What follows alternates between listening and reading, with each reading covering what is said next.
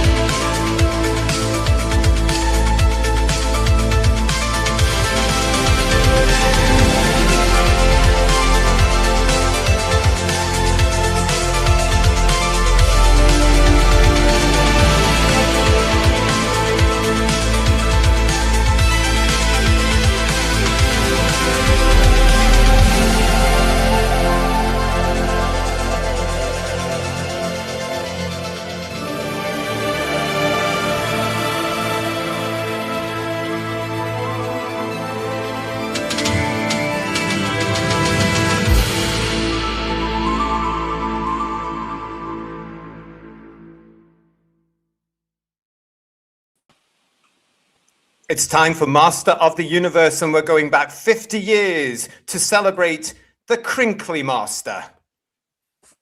Hello, everybody. It's us at Who's Views. And what does George have in his grubby little protuberances there, I wonder? Sorry, JT. I was just checking the instructions of my TARDIS here. See if I could pick up a BBC radio station with a drag queen to reassure us all that Doctor Who has a bright future.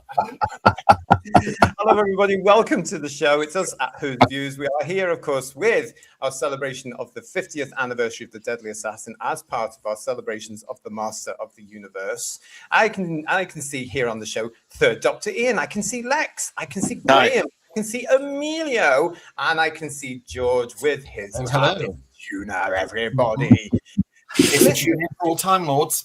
So I love those adverts when I was a kid. George, can you get Doctor in Distress on that TARDIS tuner? It'd be a break. I've got far too much respect for it to even try. Absolutely. But listen, before we get into all that, we are broadcasting to you live, of course, on the 10th of June, 2026. And if you haven't heard, it's time now for some headlines for you here on Who's Views Reviews, because Doctor Who is to take a rest. The BBC today announced that the Time Lord, who's been on our screens for some 21 years now, will be off the air. The Doctor Who Appreciation Society is up in arms. They've called the decision horrifying and staggering. Wait a minute. No, it's not 1985, is it? No, it is 2026. But if you haven't heard, if you've just joined us, if you didn't see my little version of headlines this morning at 11:20 this very morning, you may not have heard the news. It is now official. Doctor Who is on hiatus. The Christmas special for 2026 has indeed been cancelled. And the BBC did announce today that their update on plans for the future of Doctor Who, and they were insistent that Doctor Who remains an important part of the BBC. They have indeed learnt the lesson of 1985 and 1989. So well done to the BBC. Is it just cynical old me, or does this just really reek of damage limitation? Well, absolutely. It's strange you should say that, George, isn't it? Because let's look at it together, boys and girls, because a lot of you might have been out and about, working, even asleep, depending where in the world you are. This is the BBC's press announcement today. Today, said the BBC, we're announcing an update on plans for the future of Doctor Who. As part of securing the next phase of the show for future generations and in line with the BBC's charter and agreement requirements, the BBC will put Doctor Who out to competitive tender this year.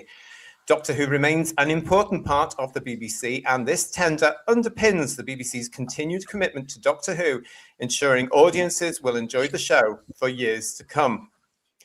After careful consideration, the BBC, Russell T Davies and Bad Wolf have collectively decided to go ahead with the previously announced not taken lightly. Okay, and we know it will be disappointing for fans, but in order to set the show up for future series, it was decided that rather than bridge the gap with a one-off special, we are choosing to push forward to invest in the long-term future of the show, which ensures that when the TARDIS lands once more, it does so in all its glory. The previously announced new Doctor Who animation series for CBeebies is currently in production. I'm sure you're all delighted to hear it. Yeah. Tonight. Emilio's daughter might be. Details of the tender will be announced in due course.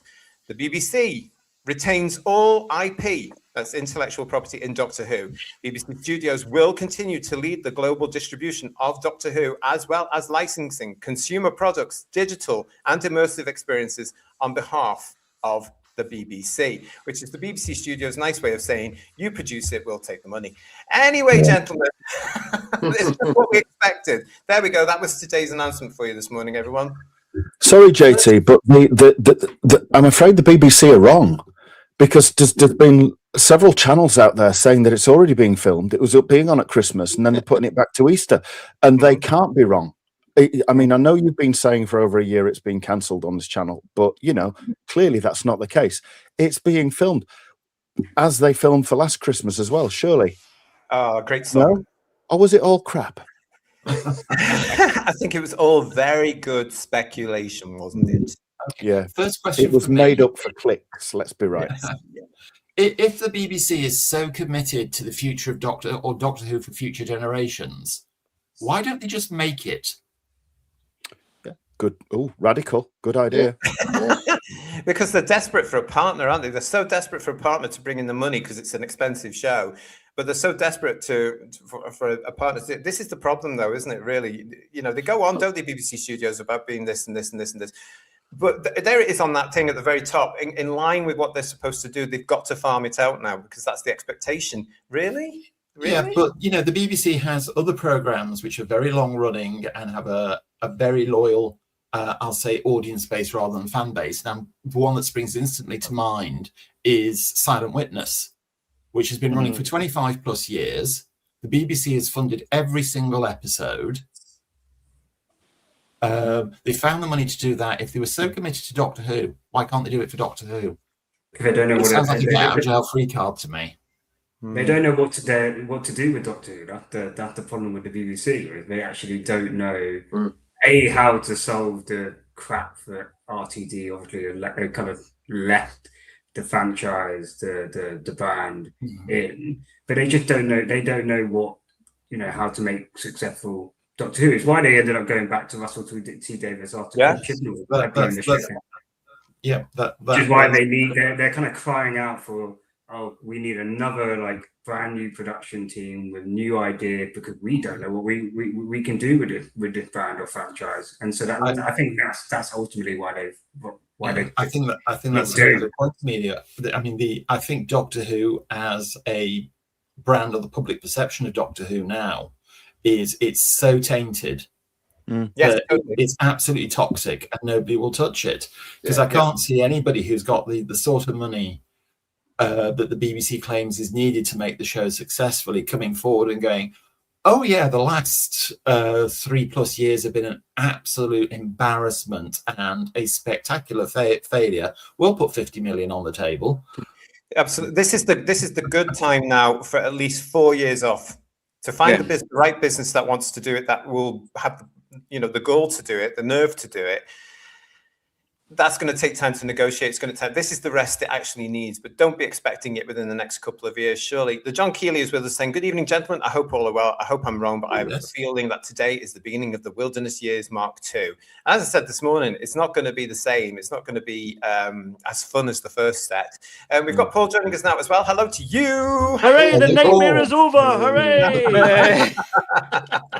Darren Reed saying to us in the chat, guys, that this BBC announcement should be strolling into the distance on screen like in The Deadly Assassin. Yeah, I wish I'd thought about that, but it's been a busy day today. And hello to Patrick Hartnell, who's in the chat with you as well. Funky is with us as well. RTD was the deadly assassin of Doctor Who, says Radium 7982. Knowing our look, says Julianne, Alex Kurtzman and Secret Hideout will get the tender. Oh, no. Chris I'll get my coat. Yeah, Chris can't say to us that Billy Piper scene was RTD acting like a child that had outgrown his toys and destroyed them rather than letting someone else play with them. Yeah. He could have just gone to black, couldn't he? Really, pardon the pun. Definitely. With Shooty regenerating. But this way is a great way with any new partnership coming in, ladies and gentlemen, in the chat. In my opinion, to be able to then say we can get rid of certain elements. We don't have to do this. It doesn't have to be a continuation. This could just be a soft reboot starting with that. I mean, I want everybody whose views, including the panel, to start looking down the back of the sofa now for the extra couple of quid that we need to buy this thing, because surely it can't be worth more than about £8,000. Surely it's been devalued now.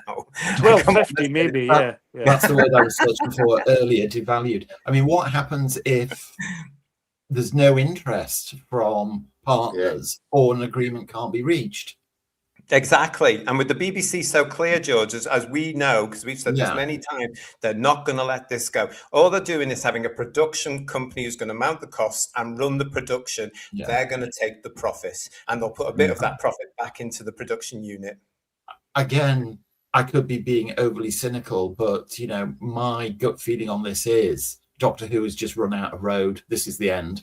I think so. And I mean, for those of us that were there in 1989, there are similarities in today's announcement, hence why I did the 1985 sort of intro there as well, because there is there's a familiarity for those of us around. Emilio is now looking at us going, well, but it's true. It's all great to see you all in the chat. We are going to get to the Deadly Assassin review very, very soon. We've got Killbot Kill saying, I bet that some channels are choking on their chip bussies right now. Good. Good. Or the clickbait. It's not exactly new territory, though, is it? Because after 89, when people cared, though, when they took Doctor Who off air, Jerry Davis and Verity Lambert both pitched to the BBC, didn't they, to produce it themselves? Was that right, George? Do you know the details of that? Didn't Terry Nation throw his hat in the ring at some point? Thought, actually, in the 90s with Kit Pedler. Yeah, they did. Yeah, they pitched for it. And the BBC didn't want to know because they had this little thing called Steven Spielberg in their sights. Yeah, we covered this on one of our Wilderness Years show, and we talked about this and looked at all that. But but right now, one of the differences right now is there isn't any production company even in the frame. This is going to be interesting. The thing that's admitted by omission on that press release is there is no partner at the moment. They're hoping that they'll reach out to the blackness and somebody will grab their hand. There's absolutely nothing there at the moment. And what this press release would have done today as well, which I am sure was in reaction to Rod's post and his coverage in the Sun a couple of weeks ago. Everything was quiet up until that point. They had to bring something out in reaction to that, didn't they? Because that whole week, as we covered here on the channel, was up. So now they've put this press release, and basically a part of the press release is say, we're putting it on hiatus. They're saying, we'd only really like to come and talk to us about partnering. We're going to put out a tender. But not only that, I mean, they've also painted themselves into a corner because it's got to the point where the Christmas special can't possibly happen because there is just not enough pre-production and post-production time to do it. George, interest. Yeah, there is that as well. But again, that's never stopped the BBC in the past, has it? I still think the Christmas special was with a hoax and never going to happen in the first place. It was there to shut fandom down and keep us quiet and calm, and then they just lied to There were some sort of half-assed attempts to put out some crew and cast calls. I saw them firsthand. There was nothing specific on them. It was nothing more, I suppose I'd best describe it as a statement of interest or asking for statements of interest from people. But definite crew casting calls, all that sort of stuff, locations were never booked. There were no calls that went out. There were no definitive production dates, nothing like that. I think they toyed with the idea for a while and they just went, nah, I'm not going to do it. Of course, we are going to be talking about this a lot more on Sunday here on Who's Views, live at 8 o'clock with your big show, Headlines. But we could not let it go before we start getting to the Deadly Assassin tonight. This is a very important date. This date, the 10th of June, 2026, will make it into Doctor Who books. This will be the date, you know, like it was in 85, like it was in 89. This is another one. We've got Mark Greaves for a super chat. Hello, Mark. RTD can go and run showrun EastEnders. I hate that show. That's the sort of thing he needs to do, though, doesn't he? Because he's very good at soaps. Davey B96, typical. Both statements had no one taking responsibility for this happening. RTD digging at those who think we're right to sit in their chair for a long time. Sorry, RTD, but we were. And goodbye, sir. That random bloke, Bad Wolf and RTD can spin this however they like. They've been removed from the show, having alienated everyone who cared about the show. Doctor Who fans were devastated in 99, and we're all relieved now. We certainly are. We are having a party, I have to tell you. Stephen Avery, good to see you. We've got how ironic that RTD turned out to be the grifter. Connor Sullivan's with us. I think the BBC higher-ups sacked Russell. He didn't leave on his own. We're going to talk about that more on Sunday. So make sure you all come back, everybody. Peter Wilcock, how are you, mate? Nice to see you. Thank you for your super chat. Love JT's hilarious and different report to the news earlier. Not sad and try and love it all. I've got Adrian Salmon's new book. The artwork really reminds you of the gorgeous original Run to Cherish. So yeah, Adrian, he's got lovely artwork, hasn't he, Adrian? Really, really good. I hope you're enjoying his book. And thank you for that, Peter Wilcock. Yeah, if you didn't see my little show this morning, you can go back and see it. We did a little live stream. Thank you to everybody that joined me. It was 130 people that joined me at 11 on a Wednesday morning. So thank you for that. Pete Harrington is saying, it's like, take that all over again. I can't cope. And Rick Storm, Bad Wolf and Retard's New Who has been assassinated. That's the way you did that, Rick. I see what you did there. Yeah. And this is an embarrassment for all involved, says FJ Kerr. Now, you would hope, FJ, that it should be, but I guarantee you, in just a couple of months' time, RTD will be waltzing off with award after award after award after award from the woke, far left, TQ cult nonsense at various award ceremonies for the thing that's just been on tippy-toe. I hope everyone's blown the dust off the Doctor in Distress records to get them playing, just to get back. You know, but JT, don't you think that there's an extra sprinkling of icing sugar on the cake today? That this announcement came in the middle of Holy Pride Month. Yeah, God, yes. JT, yeah. JT, right at the very start, we had 2 super chats that we haven't read out. Right at the very start. Do you want me to? Give me a second. I'll get this one from Jack. Do you mention it being an expensive joke, JT? But why do they need to spend thousands on new console room sets every few years? They should focus on strong storytelling and characters instead of SFX. I totally agree with you on that one. And Marine Boy is with us saying, no New Who or Cruncher. We've got Doctor Who Meets the Scorpion to look forward to. That's very true. Go ahead, then, Ian, if you can do those for us. Okay, we right just before we started, we got a £10 super chat from Digby Strawbridge. And he said, sorry, I can't join you bright young things live. It's nice to see that a galactic supervillain being thwarted and the Doctor beat the Master too. So, great. And we had a £5 super chat from Funky. Thank you, Funky. Okay, I need to get the elephant out of the room straight away. The Manchurian Candidate stuff, I don't get it. It's most dangerous game. I've never seen that. I defer to Paul and George on that. If you haven't seen The Most Dangerous Game, it's a film from 1932-33 made by RKO Studios. It's a fantastic film. Just a quick sidebar on that. It was actually made on a lot of the sets that were built for the original 1933 King Kong, and Kong was so far over budget. They made this very quick film using the same sets and a lot of the same cast to help amortize the costs of Kong. Yeah. But it is a fantastic film. Well, the guy who plays the villain, he was born in Liverpool, I think he was. I think he was a good egg. Banks. I think he was, yeah. Yeah. He was a good egg. We liked him then. That's good. Mm-hmm. Very good. Thank you for your comments. Mr. Powell, let's hope Doctor Who magazine shifts gears and begins to take a serious critical look over the last 20 years. Otherwise, the magazine will die too. The magazine is on its way out. The magazine is on its way out. If it lasts 2 years, I'll be very surprised. I'll be very, very surprised if we're still talking about it in 2 years' time. It's on its way, Mr. Powell. I swear to you, it's going. It long ago pinned its colours to a particular mast, long Yes. ago. And it can't come back from that. It deserves to go. And we've got Gore Vidal Comic Books. Good to see you. I haven't seen you for a while. How are you? Is it realistic to think the BBC would greenlight a Doctor Who series that ignored recent history, or for that matter, any history, or is it a burden it must acknowledge and live with? No, it doesn't have to. It can go anywhere it wants to now. Yeah. Yeah. I just say one thing. Bye, Russell. Thanks for coming. Bye. Ciao. I think Got the keys back.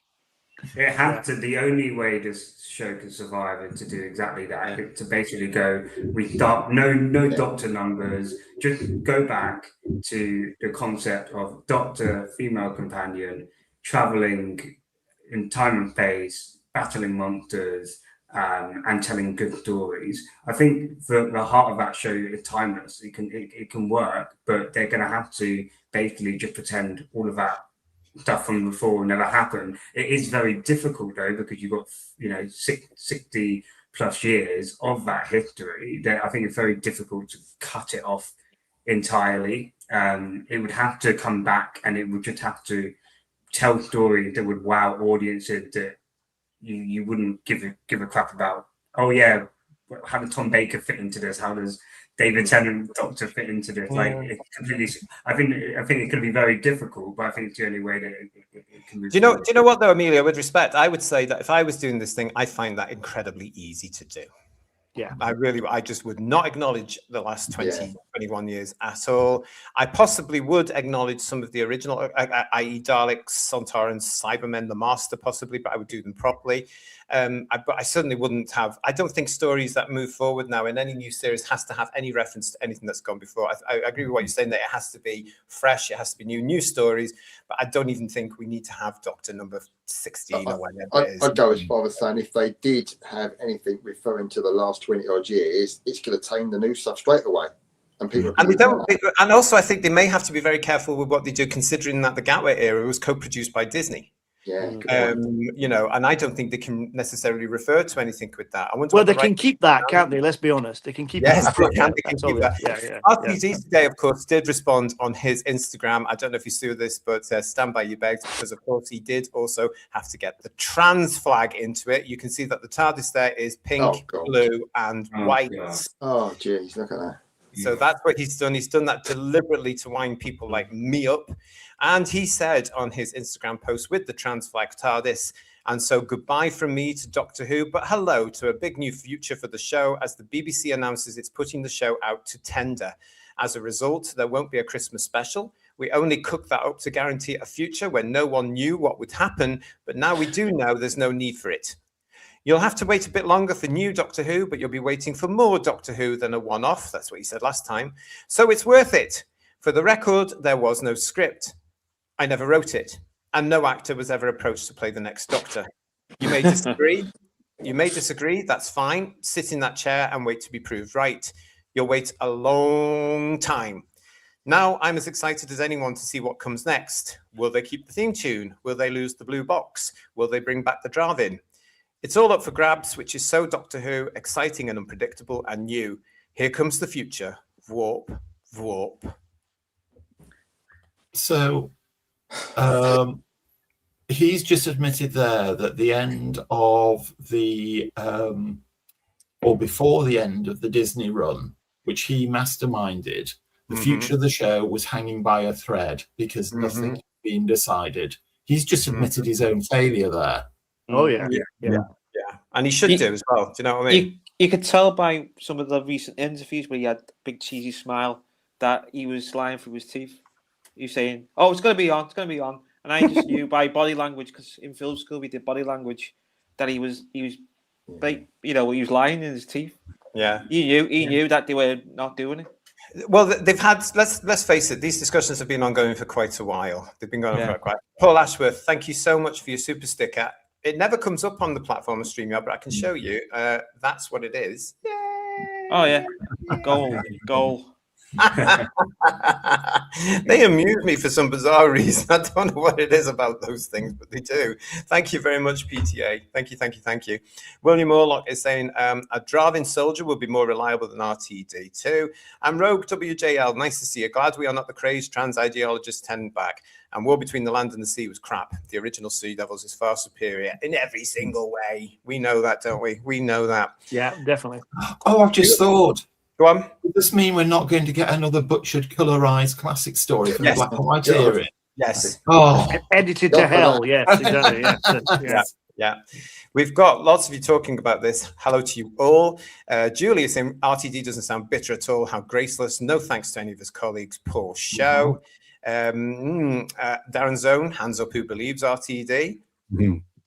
Yep. I mean, and Russ Morgan, the next showrunner, can pretend Shooty Doctor was a fever dream. It might not. They might not have a showrunner. It might go back to being a producer, a script editor, the proper stuff, the good stuff, But Legion of James is saying, oh, RTD, we see all your cope. You failed. Bye-bye. I mean, what Julie just said there, I think, is very relevant, because thinking about it, that was 2 paragraphs of pure narcissism, wasn't it? Yeah. Are you surprised? It's just an entire 5 episodes about QQ propaganda with a bit of narcissism thrown into it as well, isn't we? His TARDIS with the pride colours. No, with the TQ cult colours. Sorry, my apologies. With the TQ cult colours, that just shows that he signed off his entire Doctor Who association with a sexual orientation symbol, which basically just sums up where he was positioned all along. Yeah, he's been a fraud, I think, from start to finish. Yeah, and we knew that, didn't we? I mean, we could see that and we've been talking about that since the start of Shooty Gatwas era, guys, haven't we, here on the channel? We've been saying it's pretty obvious what he's up to and what he's putting into this, and he's an angry man. Now, that anger did come out, as far as I've been told, because I never watched it and I never will, with Tippy Toe. The anger was there, the propaganda was in there. So, we knew that was going to happen, and it's just as well he's not coming back to Doctor Who. This is him done. He's never going to come back. He's never going to be anywhere near it, which is the best thing. Rick Storm is saying, LOL, he said he'd written season 3. That's the point. It is. Yeah, it is. It is. And Michael Webster, thank you for your super chat. You're finished, Doctor, finished. That's what I put. Yeah, as well. Yeah. As I said, Paul, Deadly Assassin as well. So yeah. Yeah. I mean, this is going to be very interesting. We're going to be talking about this more, as I say, on Sunday on your big show on Headlines. This, of course, is going to be the big headline for us. So this is part 2, if you like, of 3, 4, 5, 6, 7, 8, 9, 2,450 parts, because this is not going to go away anytime soon. I, for one, am thrilled. I am very, very delighted to do this and to look at this, and excited to look at all this. But the meltdowns have started already in fandom. The meltdowns are there. And I said this, I've been saying this for a while, haven't I, guys? I'm genuinely worried about those fans today that just cannot handle the plot and have immediately gone into denial. I am very worried about them, I have to say. What are the 7 stages of grief again? Yeah. Denial. I know they're very much in the denial phase at the moment. Yeah. Thing is, we'll be there for a very long time on that one, I think. Yeah. Yeah. A lot of them are riddled in hate and intolerance anyway, so I have no sympathy for them. They've shown their hatred and dislike and intolerance since, to be honest, before Whittaker. So they've held court for long enough. They've lost. They've taken the show with them. Well done. We managed to see it since 1963, so loads of different changes, all different styles. We were there all the way along. They came along and they utterly destroyed it. Well done for them, and I have no sympathy if they have meltdowns, to be quite honest. It's all on them. A trademark of the far left ideologues, though, is it's inevitable at some point their own. Yeah. So I would suggest to Russell T. Davis that, give it a week or so. I would keep a very low profile online and on social media if I were you, because I think you're going to start getting an awful lot of hate from your previous adoring acolytes. That started already. I've seen it on Twitter already. Yeah, that's on Twitter already. Other people basically going, you know, oh, you put the special in, now you've taken it off, you lied to us, and so he's now not only do we dislike him, they also now dislike him. So they've spent years. They've spent years, if you don't mind the phrase, kissing the ring of RTD, and I don't mean the one on his hand. And now bring the tone down. And now they get what they deserve. I'm sorry. Wednesday, for heaven's sake. Hello to all hands on deck 7015 years. Who's saying Duper's delight? Quite. Derek Hart, thank you for your email today. Derek has just treated himself, everybody, ladies and gentlemen, boys and girls, to a lovely mug and a t-shirt from the Who's View shop in the red, white, and blue collection. Yes, this is very nice, which I'm very pleased about. But he's saying to the panel, I wonder what those current merchandises, i.e. character options, etc., renew their license to produce products when the current license is up. Yeah, this is something I want to talk about, guys. We must remember, Paul, Ian, on Sunday. We must talk about that. Derek, join us on Sunday. I want to talk about that because there will be an effect on those licenses that are out there because we'll go down the 1989 route again now, George. I can well imagine character options turning around to the BBC and saying, yeah, we want the license, but only for the classic stuff. Yeah. Stuff that makes money. Exactly. Yeah. Emilio's right what he's saying before, because 2 channels already on YouTube have turned on against RTD. Yes. Yeah. They're fickle, Lex. They're absolutely fickle, aren't they? Let's be honest. Accounts as well. And as I say, the meltdown has started, and there were also a lot of alleged other channels here on the Tube of Who. Don't know what you're all talking about personally, but you know, apparently there's other channels, and they were all talking, and they were all exclaiming that sources said this. The Christmas special was in the can because it had already been filmed in secret. That or this had happened, or this, or it was coming back, or the new production partner was about to be announced. Wrong. And from me to all of them out there, liars. You are making things up for clickbait. You have been proved massively wrong today, and I've got no sympathy with any of you. Absolutely nonsense. Some guy 971, hello to you. Ding dong, the king is dead. Hooray! Best news ever. RTD turned the show into a joke and made it into his personal agenda to push his woke agenda. I want every part of his era erased, forgotten, and retconned. It could happen, some guy. That could happen. And Mark Greaves for a super chat wants to know, where's David Tennant going to get his next gig from? MoneySupermarket.com. I was going to say that. We just signed a long-term contract with Money Supermarket. Yeah. And he's coming to Liverpool Comic Con as well in October. Yeah. Well, he'll charge a fortune. 100 quid, wasn't it? Lex, you put up 100 quid. Yeah. Gore Vidal comic book saying it was interesting. Then it is possible that the 8th Doctor will regenerate not as Eccleston, but a new Doctor, or start with him and do a series, or like your guest said, start anew.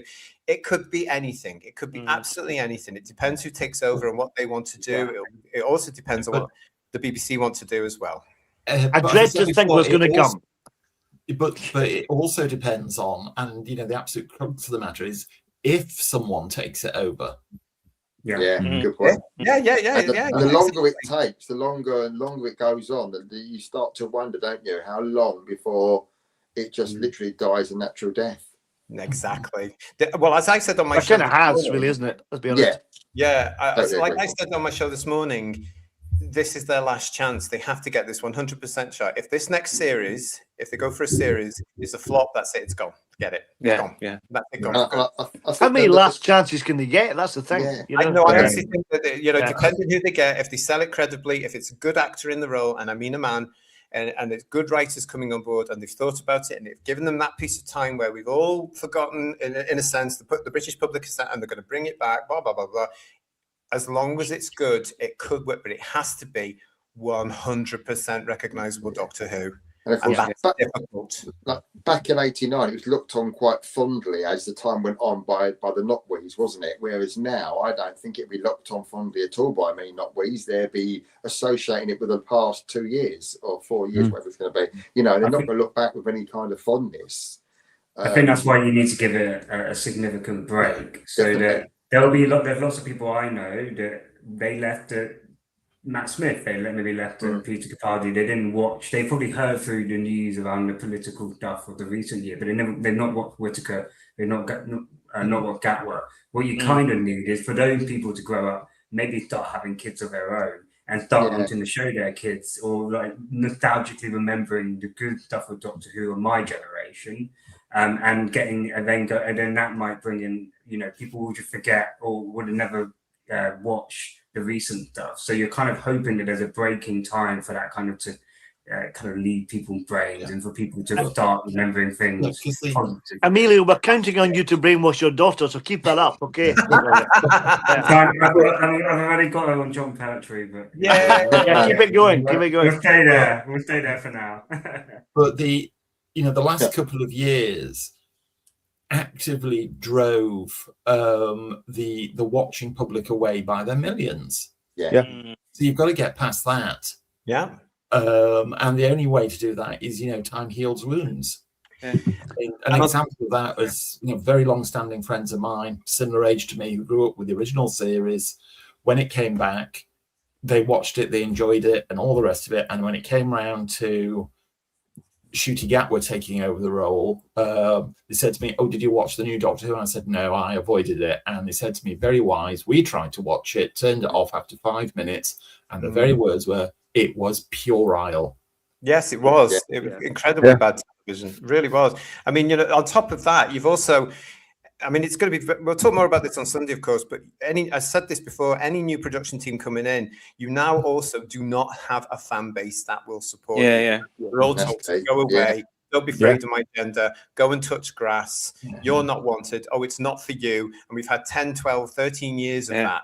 So, that fan base, the original fan base of which we are part of it, has gone. We will not support it. You will have to really come on this show and sell it as soon as you start doing it. You're going to have to talk to us in the new way. You're going to have to come on to shows like mine. Apparently there's some others. They're all rubbish. But if you come onto this show here at Who's Views and you talk to them, to us and our audience, that's how you're going to do it. I want to say Gary Hewitt wants an answer. I wonder what Tom Baker thinks. I think we could tell you. Whipping. Probably can't repeat it, to be fair.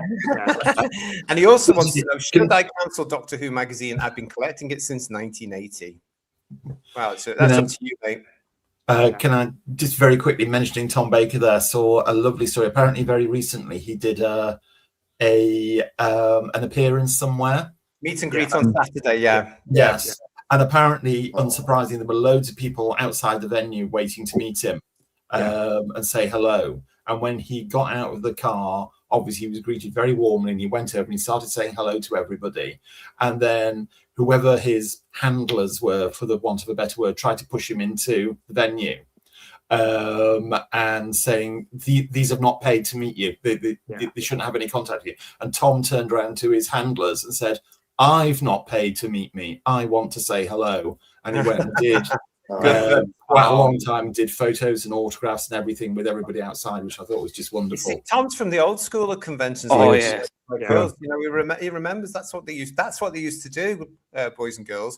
Ecstatic Brick, it's good to see it. I don't even believe RTD wrote all the stories he's credited for. There is a stark difference in talent when compared to the latest season's writings. That's a very good point. And hello to Tony Farrell, who's saying, "I saw that one of the youngsters who has a channel was openly worrying that his channel, might not outlast this hiatus." Well, oh no, should have thought about that about 3 years ago, shouldn't they? Really, like we did. What a damn shame.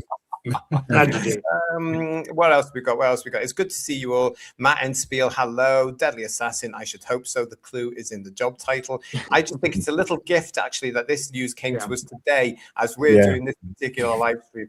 I really like that. I thought, oh, that's very nice for you, BBC. Thank you very much. Philip Shaw is saying that a distraught Egyptian Doctor Who fan jumped into the river. He was in denial. Oh, good for you. Great. Philip's with us all week. Legion of James, I can only wonder what the cult groupies will move on to next. What's Ashley left to destroy? They have annihilated most of the big franchises from our time. There is nothing, as far as I'm concerned, left for them to move on to now. Absolutely nothing. They've done their work. Everything's gone. Everything's dead. And the parallel with Star Trek today really hits me. Yeah, it really, really does. Thank you, some guy. Good to see you there. Gary Hewitt, again with us in the chat. There is lots of you with us tonight, so thank you very much. I am not singing that at all, Russ Morgan. What are you talking about? Got a copyright strike. And yes, you've all got a lot of opinions on this. Absolutely, of course you have. Avon is saying about your story there, George. Good for Tom. Yeah. Yes. Absolutely. There's one idol who doesn't have a featured play. No, Yeah. exactly. Yeah. So listen, Rogue saying to us there that Tom and John were the best. Nothing will change my opinion. And that's just as well, because what we are going to do now is we are going to park today's news there. And of course, we will be continuing it on your big show live on Who's Views on Sunday, 8 o'clock here on the channel, as we continue this conversation, because this is not going anywhere. So let's see what happens by then. So thank you so much. If you are new to us, please make sure you have subscribed and rung that bell. If you're not new to us, make sure that you are still subscribed. And the show for Sunday is up. It's Headlines, 8 o'clock live this Sunday. Oh, it's going to be good. I can tell you. It's going to be good. Hello to Doctor Who 1963 and Sheriff Brackett that have just joined us in the chat as well. It's good to see you, but we are now, yes, we're going to whiz you back, everybody, in time. Actually, and this is what gets me very, I can't believe I'm actually saying it. We're going back 50 years, ladies and gentlemen. Can you believe this? Yes, I can believe that, yes. Oh, can you? Paul can't believe it, everybody. I'm shocked, Paul. I'm absolutely shocked. We are going back to BBC One, where The Deadly Assassin was first premiered on the 30th of October to the 20th of November, 1976, everybody. Oh, my goodness me. Yeah, I mean, God. It was written, of course, by Robert Holmes. It was also script edited by Robert Holmes. It was directed by David Maloney, and the producer was Philip Hinchcliffe. And all I can say about The Deadly Assassin is it scared the hell out of me back then, and it still manages to do a little bit of that today. I have to. Yeah. You know, when it was first broadcast, because I was so heartbroken over Sarah's departure, I wouldn't say I disliked it, but my heart wasn't in it. And then it got a summer repeat in 1977. And that was when I thought, actually, this is fantastic.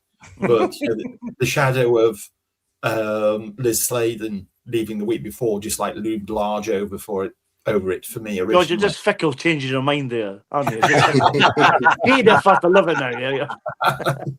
Here we are, Funky, for a super chat. Let's go to Gallifrey. Yes, we are on the way there right now with our review of The Deadly Assassin.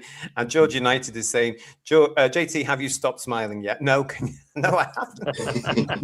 It's terrible, isn't it? It's absolutely terrible. Yeah, you're right, though. I mean, I remember George, coming off the back of what you're just saying there, right back there, I couldn't still quite believe that he had dropped Sarah Jane Smith off the week before. But this was, I think, part of the impact, guys, of why The Deadly Assassin stood out to me so much, because Sarah was gone, so that was different. Here was the Doctor on his own for the book, it was different, and there was a sort of edge to that for me as a kid. And then suddenly there's this really crinkly fella with that weird, but no, and the hands, and I'm thinking, who's this? And it's right there, isn't it? He's called the Master from the first minute. You just don't. If he doesn't stop picking it, it's not going to heal, though, is it? Let's be honest. Because the first time the character's referred to, he's called Master. I wonder how many people, when it was originally on, thought, "Oh, I wonder if that's the Master." Exactly, because people call it Villain's Master all the time, don't they? So this was Hinchcliffe had done, so I remember reading it, there was a newspaper article that interviewed Hinchcliffe prior to The Deadly Assassin going out. And I remember being very disappointed by it, because he said right at the very end, he's doing various things, but he's not bringing back the Daleks. He felt that they deserved a long rest, which disappointed me no end. But the article was featuring on the fact that he was bringing the Master back. I do remember that, because I got excited about that, because I just don't, apart from seeing him on the cliff in Frontier, I don't have any memories at that point, apart from the repeat of Sea Devils, of what Delgado was like. So I was excited about the Master coming back. I wasn't aware at the time that Delgado had passed away. So, I was looking forward to it. So there was awareness that the Master was coming back, if I remember rightly. Was there? Yeah. Yeah, I remember reading after this, a few years later on, that John Pertwee was offended by this incarnation of the Master. Is that a legend of a story? Was actually true? George, you know? Yeah, I've never heard that one. I've never He heard was it offended by either. the fact that he came back as this decaying corpse-like figure, and yeah. Roger Delgado had passed away only a couple of years ago. 4 years ago. I remember back in the day that John Pertwee would take frequent pot shots at the then current series after his departure. And apparently that was all down to the fact that his ego was very bruised, and he resented the fact that it went on to be even more popular after his departure than it was during his tenure. Yeah, well, yeah. And that was the rivalry between him and Tom then, wasn't it? That was all up and going at that point as well, actually, yeah. Stephen Braddock is saying, 1976, I remember it well. The Wombles, a Heatwave, and the Deadly Assassin. I remember that Heatwave when the Deadly Assassin broadcast as well. Yeah. You know, really, really, oh my goodness. And that's why I always associate the Deadly Assassin with superb weather, because it was and ice cream as well. Yes. Do you remember water rationing? Yeah. I remember you were coming from playing out for Doctor Who, and it was just blazing in the front room. You know, the sun was pouring. It was just amazing. Do you remember those walls block ice creams you got, and you had the big square in it? I remember them distinctly from '76, loving them. Superb. Yeah. Sorry, Paul. You know, I was a Dalek's Death Ray boy all the way. Oh, those as well, of course. Yeah. Philip is saying to us, Philip Shaw saying to us, I love how Robert Holmes imbued the whole Doctor Who mythology in this one story. The first episode is so full of ominous atmosphere. I almost forgot the loss of our lovely Liz in this one. It does crack on a little bit, doesn't it? Richard Brooks, The Deadly Assassin is a stone cold classic story. And Rogue WJL is saying, I will get this in now. Mary Whitehouse was the deadly assassin. Also, it's funny you mentioned Mary Whitehouse. I watched this again for review purposes, and I watched it on the iPlayer, and they've got the edited version on the iPlayer with the drowning scene cut, which I was quite surprised. Unbelievable. I watched on iPlayer over the last couple of days, Paul. They cut it out episode 3 and they didn't. Oh, it's a surprise.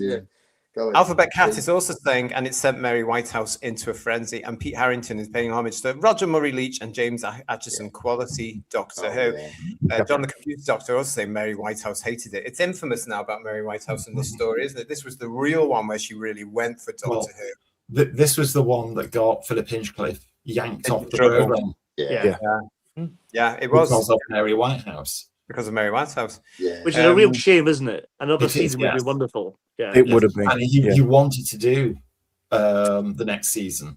It's such a shame, isn't it? Because this was, I mean, I like Paul. I rewatched it on iPlayer just rather than digging out the DVD to watch, and it's a cracking story. I forgot just how good it was actually in every angle. And you forgot? Well, not forgot, but you know, it's better in the corner. I know, it's shocking, isn't it? But it's absolutely groundbreaking. So much like one of the people in chat said, so much mythology comes to light. It's such an important story, isn't it, in the history of Doctor Who? Hugely important. From this moment onwards, I'd go as far as saying nothing stays the same, does it? You've got so much lore that's laid down. Is this story the first mention of 12 regenerations?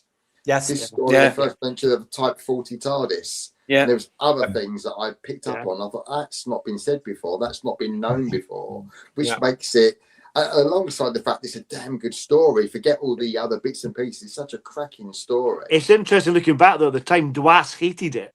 There's a lot of controversy about this particular story, which is laughable now, isn't it? Really, to be honest, it did get a lot of criticism, didn't it? An awful lot of people didn't like it. It was quite surprising. They really slated it in lots of magazines and articles and stuff like that. I was researching online, and there's numerous articles going back in '76 where people weren't happy about it, which is hard to believe, but it goes to show. I like the opening scene, which is like a tribute to the Flash Gordon series where the writing comes on the screen. Again, it's unique though, Lex, isn't it? The whole history of the program. We'd not seen it before, and we hadn't seen it since. It was and some of the voiceover was fantastic on it. The narrated opening. It was the only time in the show's history where there's a story where the Doctor didn't have a companion. It went absolutely solo. I mean, one thing that I really like about the Deadly Assassin was it, amongst many other qualities it has, it's also a perfect example of how to get continuity right. Because there are nice little throwaway mentions to the war games and the Doctor's exile, but It doesn't labour the point. It doesn't go front and centre. And the anorak in me wonders when you see Tom Baker in his long johns. I thought I looked at it and I thought, I wonder if somebody remembered Patrick Troughton in his long johns in Enemy of the World, or is it a coincidence? I love that line that Runswell has. Have you had a facelift? He says several. So Yeah. I love that. Yes.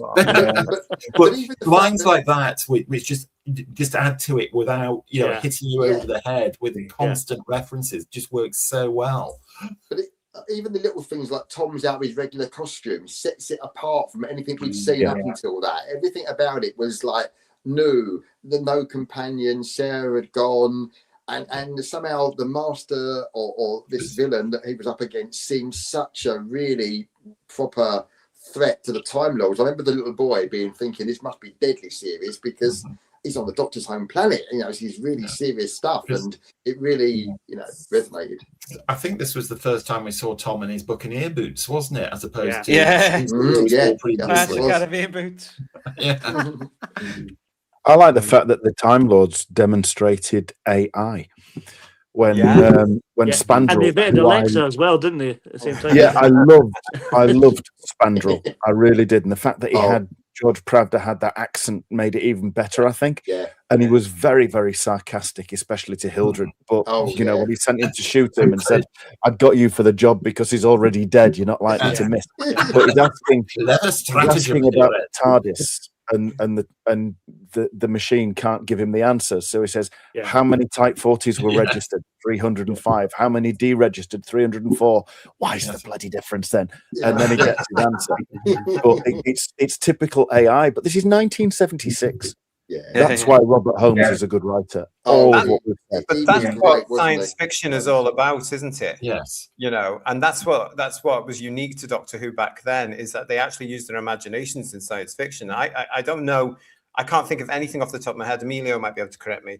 But with the reboot version, because it was all set in the modern day, most of it was in the modern day with mobile phones brought into it and all this sort of stuff to make it accessible to a modern day audience, which we now know is mythical. But, has it predicted anything that's going to come true? No, it hasn't, because everything's around now. I don't know if you want to correct me on that, Emilio, and if you do, please do. But it's just how I the modern Doctors Who tend to make stories about something to do with technology after the fact. So it'd be something around AI, because AI has already come about, or mobile phones, or whatever.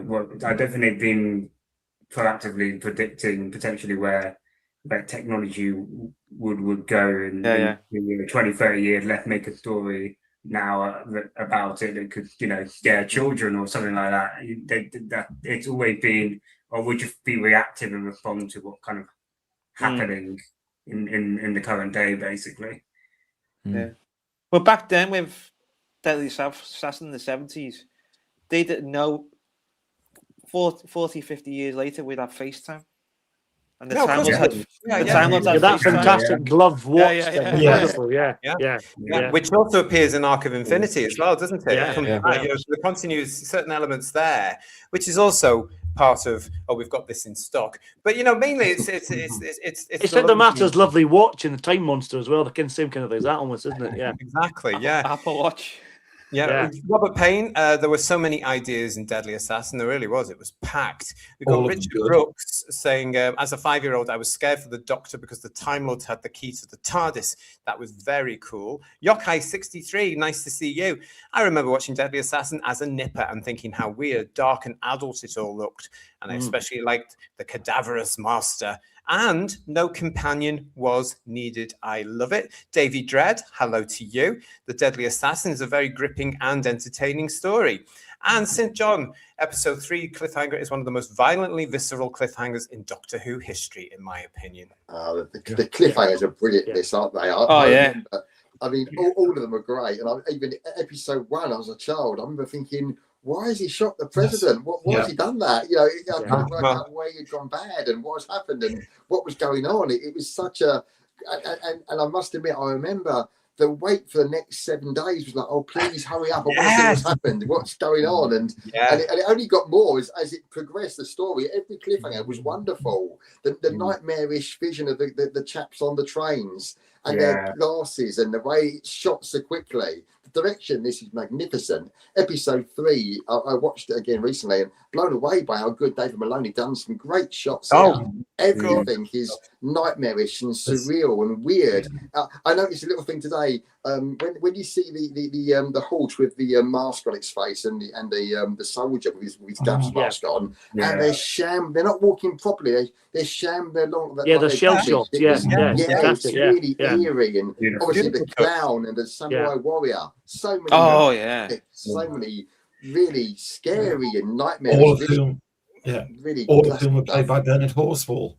Yeah, they all played by him, were they, George? Bernard Horsfall did them all. Wow. We've got a super chat here from Funky saying people forget how much power Mary Whitehouse had. Do you know what? She was a bane of our lives as Doctor Who fans, wasn't she? And for broadcasters in general, I would welcome somebody like her back today. Which the industry might all go, oh my God. A lot of them wouldn't know who she is, but somebody like her is I think is needed to say, you shouldn't be showing that, or why the hell have you done that, or why was that shown before 9 o'clock, or what's the I really do, because children have been so affected. I think initially when Mary Whitehouse set out to force some sort of regulation on TV broadcasters in the UK, like it was through Mary Whitehouse and her organisation that the 9 PM watershed came about. That's right. I think that was very laudable when she went into full-on ban this filth mode and decided that she was the arbiter of what everybody in the nation could or couldn't watch. That's when she lost the plot. Maybe. But I do think something of that ilk should be around today with all the nonsense that's been going on television now, and naked game shows and all this sort of stuff. Where's the taste gone? Where's the Britishness gone? You know. Michael Webster, the 2 pensioners in the changing area, and the doctor nicks his robes and hands him someone else's is brilliant. I love that line. You're not good, are you? Can I just point out that chrome coat stand that you see in that shot? Yes. That previously appeared in Planet of the Daleks. Wow. Oh, yes, of course. Yes. The Daleks obviously popped into IKEA or Spiridon to get one of those. Yeah. And also along parallel lines, it also appeared in Carry On Emmanuel. Oh, well, we want to. I need to watch that one. The bit with Tom was funny, wasn't it? You know, when he was laughing, goes, "You're so." You guys were talking there about the Matrix. We can talk about all this, can't we? Because there was some great stuff here. But Alphabet Cat is saying also when the Doctor gets his foot stuck in the railway points in the Matrix. I mean, these cliffhangers in the Matrix were incredible.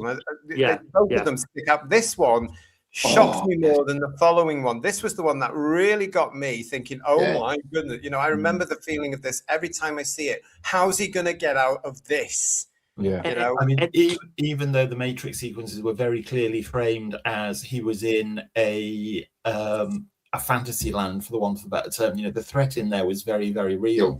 As you said, Graham, you know, David Maloney's direction here, you know, superb, isn't it? You know, we're talking Dougie Camfield levels of Doctor Who direction. You know, he's really brilliant with this. Yeah, and I think also, George, Tom himself in that episode, how physical is he? He's completely, you know, when he's scrambling about and he's so physical, he looks so weather beaten with real blood and stuff. It's quite he clearly does at the time. It was like, oh my word. Tom clearly does a lot of his own stunts in this. I mean, where he slides down the rock face, that is clearly Tom, not Stuart Fell doubling him. The same as where he's being held underwater, that is clearly Tom that's there. Can I just point out as well that I was 6 when I was watching this. So I'm 6 years old. Emilio, I was 6 years old, and this is vivid for me. Vivid. I remember this vividly. I even remember the music. But I remember the music is superb in this. It really is really good. I remember being terrified though.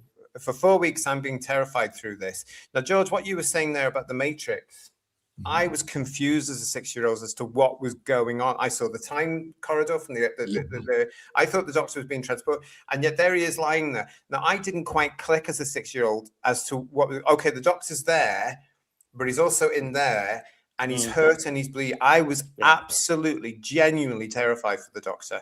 And when all these little things happened, I mean, these images that you spoke about, Yeah. I mean, they haunted me for years. I have to so tell you, surreal, aren't they? Yeah. So They weird. were, and this was the beauty of Doctor Who. This was awful. The clown, the clown, you the know, spider. Yeah. We can forgive the crocodile, though. I have to say. Oh, Yeah. And the spider. And the Spider, spider. yeah. Yeah. Oh, dear. Very outer limits, isn't it? And the biplane that's flying overhead and it swoops down. that was beautiful. Yeah. And again, Yeah, you know what? yeah. That plane.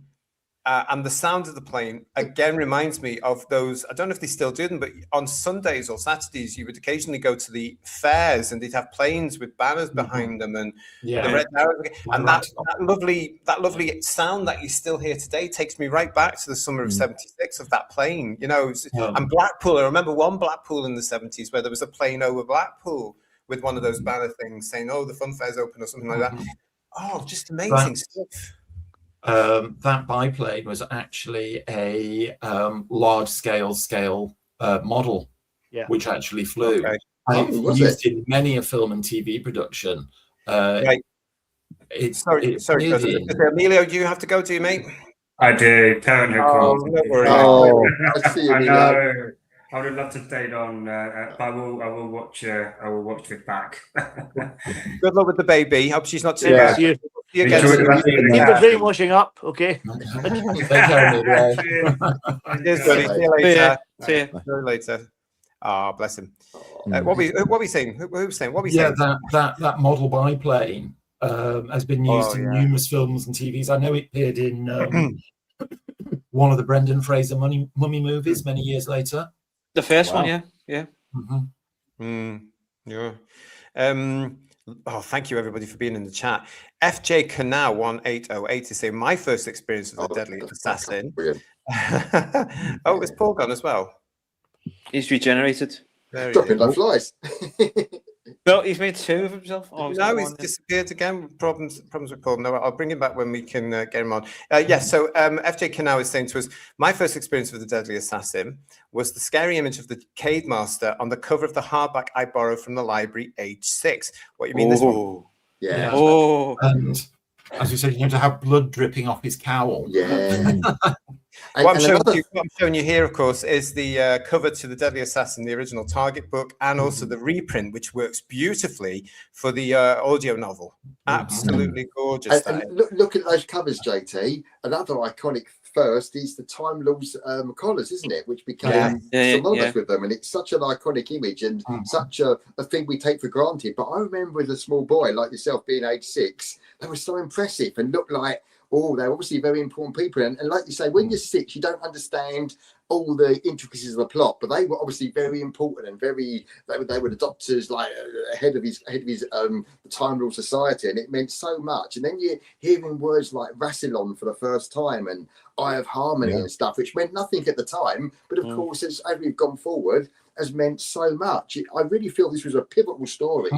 Probably since the War Games, the next, really big storyline that is a essential watch. But alongside it, sparkling dialogue with like Robert Holmes' dialogue between so many characters. It's funny, it's concise, it's witty. So many good parts to it, and violence and a cracking story as well. Marvelous stuff. Yeah, the costumes are iconic. The colours are brilliant. They are iconic. Yeah. There's different factions as well of the Time Lords. Yeah, but there's a lot of them as well, though, isn't there? Those crowd scenes, and they've all got these collars on. I remember when you see Barusa first coming down the stairs in that very bright purple, and he's got 6 at least behind him. It really looks. But you're right, Lex. I mean, they talk about the factions. We all remember Pridonium, but I think it was the only time they ever mentioned Arcalian or Patrex. And I don't know which one Barusa was, because he was purple, the Doctor was orange, and when the assassination happened, Barusa said a Pridonian, and they'd already confirmed that he was one of those. So I don't know what Barusa was or anything else. But it is a question. No, it added so much, though. Well, the Troughton's last episode, was that the same Time Lord? The what? Because you mean is Goth the same Time Lord as on the War Games? Is that what you're saying? Oh, that's an age-old fan discussion there, and you can take it or leave it. A lot of fans say yes, he is, just to keep the continuity going, and others say no, it's not. I think that's down to the individual, actually, if you like it. I actually like to think it is. Yeah, Bernard Horsford really helps Tom raise his game if ever needed it. He doesn't really, but they work so well together. And you see Tom really going for it because he's working with him as well. And the cast is superb. I love Eric Chitty. He is superb. Oh, he's he's such a lovely actor. Really is. Let's talk about that, because I just want to say thank you to Funky for a super chat here. I love part 3. It reminds me of my favorite Bixby Hulk episode a bit afterwards with a similar theme. Thank you for that, Funky. Thank you. And John Mason is saying, this cliffhanger didn't bother me, but the train cliffhanger really scared me. I was 5. This was a scary, I mean, you know. The way it's shot, it's really scary. Shot. It's some of the weird glasses and the masks and the trains coming so quickly. It's unnerving. It's fantastic. I love the way that it's not just all of that makes it scary. I want to give one of my favorite things about this story is the sets. Now, this just makes it. I mean, this was huge. Even now, I mean, I remember just being so impressed by the home of the Time Lords and just thinking this is where the Doctor's from. I mean, look, gallery at the top. It's absolutely stunning. Yes. It is. I mean, it's very clever. Very clever use of resources there, because you were saying just before, the sheer number of Time Lords in the Panopticon. The reality was, no, there weren't. There were half a dozen supporting artists who changed costumes, and then they were added in electronically to various parts of the picture. But for 76, that's brilliant. Apparently, when they found out, they all went doolally and demanded an increased fee. As you do. Because of all the extra appearances they were getting on screen. But I mean, it was just so. What is that green stuff? I've always wondered, what did they use on the walls? What? I mean, look at it. It's so spooky. It's so reflective. What is this green stuff that they've used? It's gorgeous. It's like emeralds. Yes, I'm glad they kept it for Invasion of Time, but I was really disappointed that Arc of Infinity and all the other Gallifrey stories, like 5 Doctors, didn't have it. I think they would have been much better for it, to be honest. They would have done. They should have had this template to say that's now Gallifrey. There's the blueprint for it. Go back, because when you look at Arc of Infinity, it looks like a B&Q. It's absolutely words. And this has got a real scale to it, hasn't it? It's got real skill. Well, I mean, epic. I mean, look at that. Look at that top half there. They also did it with the torture chamber. That's a great shot. A lovely shot, isn't it? Yeah. Beautiful stuff. So the design of those panels, Murray Leach, huge, brilliant stuff. The design of those panels, not the color of them, the design, that sort of corrugated type look to them, reminds me of the Dalek City in the first Dalek movie. I just want to know what this green stuff is, because it does now. It reminds me of emeralds. It looks really good. It's slightly spooky, if you know what I mean, because it's all this black sort of stuff. It looks alien, so it looks like something from Gallifrey. I also like the parts of the fact that down beneath the capsule, if you like, the stone is there that later comes into the new, the rebooted version, the one that's just ended. That's in there. The coral stuff is all in there. I love all that sort of stuff. The fact that in the coordinator's office, a lot of it is stone. Or it looks like some sort of stuff. I mean, if you know in the chat, I'm going to check the chat. What is that green stuff they're using? Because I'm going to put my bedroom. It looks a bit like kryptonite, doesn't it? The color, the green. It's beautiful. It's absolutely beautiful. I'm sure you can get a few tin from B&Q. Other shops are available. I'm sure you can. No, they're not. No, they're not. There's not many left at all. I think it's only B&Q and Wicks. Yeah, it would have been a molded corrugated plastic that would have been painted with some sort of luminous green. But it really works. Oh, yeah. It does work. The other thing is, to me, because there are areas of inky blackness, you think that, there's these huge areas. And to me, you get the impression that, the Time Lords just create space as they need it. They're so advanced, that huge expanse of inky blackness over there. Oh, I need a meeting room over there, so they'll just bring one into temporal existence, which they could. It's like going into the TARDIS, isn't it? You open the TARDIS doors and it's blackness, but you go further in and it's massive. But the other thing about the blackness for me, even as a kid watching it, was it meant that there were certain areas where you could just drop off occasionally if you weren't careful. You know, it just wasn't. It didn't exist. You would just drop into a void. A bit like Superman's Fortress of Solitude in the Superman movie, Superman 2. I have a question that maybe someone can answer for me. When the Doctor escapes the TARDIS after the Capitol Guard come in, when he set up the cash and carry Constantinople with all the stuff, and he sneaks out the door, where's he hiding? Because the door's there and he sneaks past and goes out. So how has he gone to the other console room? Because when the Mask and Drag are saying the Doctor come in the other door originally, so I'm wondering where he sneaked off to. Well, it's the TARDIS, isn't it? It's probably got another corridor going down there, and they've just come into the console room, and he's sneaking. You know, he's just behind another door going. Goes to the original console room. He was hiding in the boot cupboard. Well, maybe it's big enough to be. I mean, another one along those lines is at the end of the story, he leaves Gallifrey wearing his new romantic outfit. Yes, and yet at the start of the Face of Evil, he's back in his normal clothes, which he left on Gallifrey. That's right. Yeah. Well, listen, problem being is with the first Funky saying to us, imagine if the Master had known how to take over bodies in this story. Bernard Horsfall as the Master would have been amazing. And problem being saying Perspex, it's Perspex, was it? Oh, right. That's great. Wow, Darren 79, thanks PB. Darren 79, Arc of Infinity has the red carpet tiles of Razalon. Ian's right though. I didn't forgive them in 1983 for not bringing back the green set or reconstructing the green set. That, you know, all they had to do was just do that and just copy it. Just copy it. Yeah. I loved the Gallifreyan television. That was funny seeing Gallifrey. I need the television on planet. Yeah, Runcible being the reporter. Runcible the fatuous. Yeah. Wasn't there after episode 4 did the Assassin back in the day finish? Wasn't there quite a lengthy gap before Face of Evil? It didn't come the following week, did it? There was a gap. No, there was Christmas, wasn't there? Christmas. There was I think there's about 2 or 3 weeks, wasn't there, before it came back? I remember as a kid thinking it'd been almost all of December, I think. Yeah, well, it finished. Did they advertise it as a new season, another half of the season? They did, they did. It felt like it, didn't it? With Leela started in Face of Evil, it felt like it could be like a new start. It did, because A Deadly Assassin finished on the 20th of November 1976. The Face of Evil came back on the 1st of January 1977. Yeah. So this was the BBC in its old days saying, we've got the Christmas lineup now. Bang! But in that gap, there were screenings of omnibus, quite cut down versions of the Pyramids of Mars and Brain of Morbius. I remember watching that. Yeah, I love all this. Richard Brooks also saying it's green perspex. I love that because that wouldn't have been that cheap back in the day. You're going to rush out and buy some green perspex, aren't you? I am thinking about this. I'm thinking about reconstructing Gallifrey 1976 in my house. There we go. Yeah.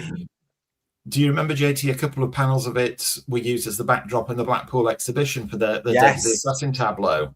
And they looked gorgeous because they had that red and green glow going on them, and it looked amazing. It really was. It's hard. It was quite. I'm going to use the word spooky. That whole thing about it's spooky, and that's why I think Gallifrey in this story, because it's lit beautifully as well. It just looks amazing.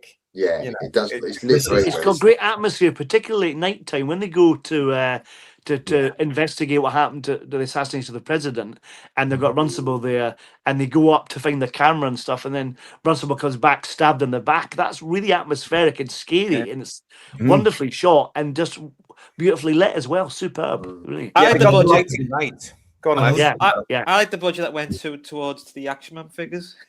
Oh yeah, the gripping hands. No. Yeah. I mean, another thing about this, especially for a 4-part story, is it has a huge amount of location work done on film, which gives it practically all of episode 3 is location stuff done on film. That's fantastic. Yeah, my favorite thing I always like to say about Doctor Who this period is this is another one of those stories. Great though the Panopticon and all the Time Lord sets looked in Television Centre, if the whole thing was done on film, imagine what it would have looked like if it was done on film at Ealing Film Studios. Yeah. And then they could have marketed it out to us on Blu-ray, 4K. Oh yeah, and they would have done. Yeah. And they would have done. Yeah. I mean, it's just. I mean, the whole thing about this is it just is amazing. I do remember by episode 3. I wasn't missing Sarah Jane, although I was expecting him to go back for her, just simply because the script was rolling along. This was a different feel to Doctor Who at the time. I was absolutely terrified, but still addicted to it. Everybody at school was talking about it. We were all talking about they were strange man down in the darkness. Who is it? What is it? I mean, you have to remember, guys, as well, that for our generation, this was the first time we'd seen the Master. And that brings me to the Master. Let's talk about the Master, because this is, of course, our celebration of the Master in our Master of the Universe series. But here he is, and he is absolutely gross. Yes. He really is. Yeah. It's a wonderful costume, isn't it? It really is. It's cross between Palpatine and Skeletor. Yeah. This is the crusty Master, and he scared the life out of me then. He scared the life out of me at the Blackpool exhibition, and he still does it to this day, because the makeup, the costume, the performance from Peter Pratt is it's that close up of the eye. That's I think the reinvention of the Master is absolutely superb, and it takes nothing away from Roger Delgado whatsoever. Yeah, but Peter Pratt, I think he really delivers in spades this character who's kept alive on pure hate. I mean, that's one of his lines. He says, "It's only hate that keeps me alive. Why else would I endure this?" Which brings another spin to our Master now, doesn't it? Yeah. He's desperate now. He's not a maniac. He's just evil. Yeah, very much so. And he's desperate to stay alive, which is a great arc for him, you know. And the backstory is good, where how Goff found him on another planet, and he wanted him to come take it. He says, "I'll give you all my knowledge and all this." And we all know that was his ploy to get back to get some power. Yeah, I have to say, with Andy in the chat is giving me this. This has never occurred to me, Andy. I felt sorry for the Master, scarred and defeated, creeping around in the background. I've never felt sorry for him at all. I don't know about if any of you guys did. Do you feel sorry for him? No. I was scared of him. I was very much. I remember being really quite scared at the time. When he comes back to life, spoilers coming up, when he's used the neural inhibitor, he sits up off the slab, but that's horrible, and he's going to kill Hildred. That's incredible. It's just really scary. It is Spandrel as well, the Doctor. Incredible, Yeah. His fingers, says Pete Harrington. The makeup is fantastic, isn't it? And again, as I'm sure you remember, JT, in the exhibition, the way they positioned him, his arm was outstretched. So it was like I remember it very, very well. Tableau at you. Yeah. Oh, wonderful. Yeah, it was wonderful. It wasn't wonderful. It was bloody horrible. Horrible. How Pratt plays him, though, early on, his voice, although menacing, is quite feeble at times. But as it gets towards the end, where he's fighting with the Doctor, obviously he's absorbed all that energy, and his voice crackles with power again. It really gets all those nuances. And of course, I mean, it's written by Robert Holmes, isn't it? Who wrote the first Master story? Yeah. He knew his character. Yes, he knew what he was doing. There was one thing I would say about Peter Pratt's Master. I think his performance is great, but episode 4, I find sometimes, I was watching it with my wife as well, and that sometimes in part 4 it's hard to understand what he's saying at some points. Me too. And I don't know whether he needed to, because of the mask being restrictive a little bit. Yeah. He does really well with it, I have to say, but in episode 4 it's a bit hard sometimes to hear what he's saying, you know. I agree. I mean, I can well imagine episode 4, because the parts 1 to 3, he is pretty much sat in a chair and not doing much else. He gets very physical in episode 4 in full costume and makeup, and I can well imagine him inside all that going, Jesus, this weighs a bloody ton. Yeah. And you've got the music and the special effects, all the sound effects on top of that as well. So that, you know, should have done some EDR or something to make it help a little bit. You know. This is a good observation from Richard Brooks. The unblinking stare of the Master, only alive through hatred, but he's cunning, he's patient, he will be reborn. It's a great story. This is the whole point of this arc now that actually comes in, whether they planned it or not. They probably didn't. But this is the Master trying to get the power, of course, from the Time Lords to regenerate again, you know, and to steal it. And he's quite willing at this point to destroy them in order to do it. He doesn't care. I love that about the Master. It's all about him. Yeah. It's like RTD, really, isn't it? Really, on that. Especially that scene where he shoots the Doctor. The Master's likable. One of the Time Lords, and he says to the other Time Lord, he says, "Don't worry, they're still alive," and runs off. No. A very clever piece of writing from Robert Holmes that, you know, all the relics of the old age, which everybody say are purely symbolic and, you know, have no practical use whatsoever, turn out to be the keys to all the Time Lord power. Yeah. Yes, exactly. I mean, and because they're so old, the Time Lords don't know it because they're a bit dim. The Forbidden Man is saying to us, you can get away with replacing the Doctor, but you can't replace the Master. I you see, as a young lad, as a boy, 6-year-old here who didn't know Roger Delgado, this became my master, because this actually also got me going. Oh, that's the guy from the Target book. Oh my God! Yeah, what happened that's to him? I was going to say the same thing. Yeah. Well, you know, and all these stories, it really fired my imagination. Forbidden Man, of what happened to the Master to put him into that, and why couldn't he regenerate out of it? What sort of accident had he? He must have fallen into a really big vault of acid or something like that to get him in that state, and he can't regenerate. The Daleks might have pushed him into something. Who knows? Who knows? But it was just scary. Yeah, I remember looking at the Target book and thinking, well, he doesn't look like that anymore. So what's happened to him to be that decayed and that in such an awful state? It really triggered the imagination, didn't it? And you mentioned it, JT. I remember kids at school, we all talked about this one. I remember in the playground, people were playing, trying to reenact the bit with the trains coming in with like skateboards and things like that, just trying to be silly. But it had a big effect on kids at school. I remember this one in Genesis in my school. That book cover, because of the impact of these 4 episodes, that book cover when the Target came out, I had to keep face down. It's the blood, isn't it? That's the problem. The blood on it. That's all. There's something incredible about it. But when I would read it, I would try to not look at the cover. I had to keep it face down in case the Master came out of the book when I was asleep as a boy. When I was the magic of Doctor Who, everyone, that's what it should be like. When I was a teenager, I made this wild theory about the Master. He forced himself to regenerate, and that's what happened to himself. Yeah, exactly. Good Gray's with us. It's a great performance by Peter Pratt. The plastic mask muffles his voice a little, but it's still a great perforance. I wonder why he didn't return for the Keeper of Traken. I think he was working at the time. I think there was a reason. Hang on. When was Keeper of Traken? 1980? 1981. 81. Yeah, but made the back end of 1980. 1980. Yeah. When did Peter die? Peter Pratt, an opera singer as well. Yes, he was a lead in the Doyle Cart Company. Yeah. He was, and very well known for it as well. Yeah. When did Peter pass? I've got a feeling that he may have died before Keeper of Traken. I could be wrong. I'm thinking about that now. Yeah, maybe he did. Yeah, we'll have to look that up. Derek Hart is saying, remember the Master's eyes freaked me out. They were scary stuff. They are, and you can see it now as well, can't you? Because the mask, and there's his eyes. Yes. Like fried eggs, aren't they? To be honest, yeah, horrible. He died in 1995. Wow! Oh, right. So it must be the fact that he was working. Yeah, because I know John. It's all about. I thought I'd read that John had tried to get him back, but Peter had either said no because he was working, or no because he didn't want to do it. I'm getting it all confused now in my head, everybody. But yeah, we'll have to look it up. We'll have to get it straight in our heads about what's happened there. Yes. George, you might know. Was there?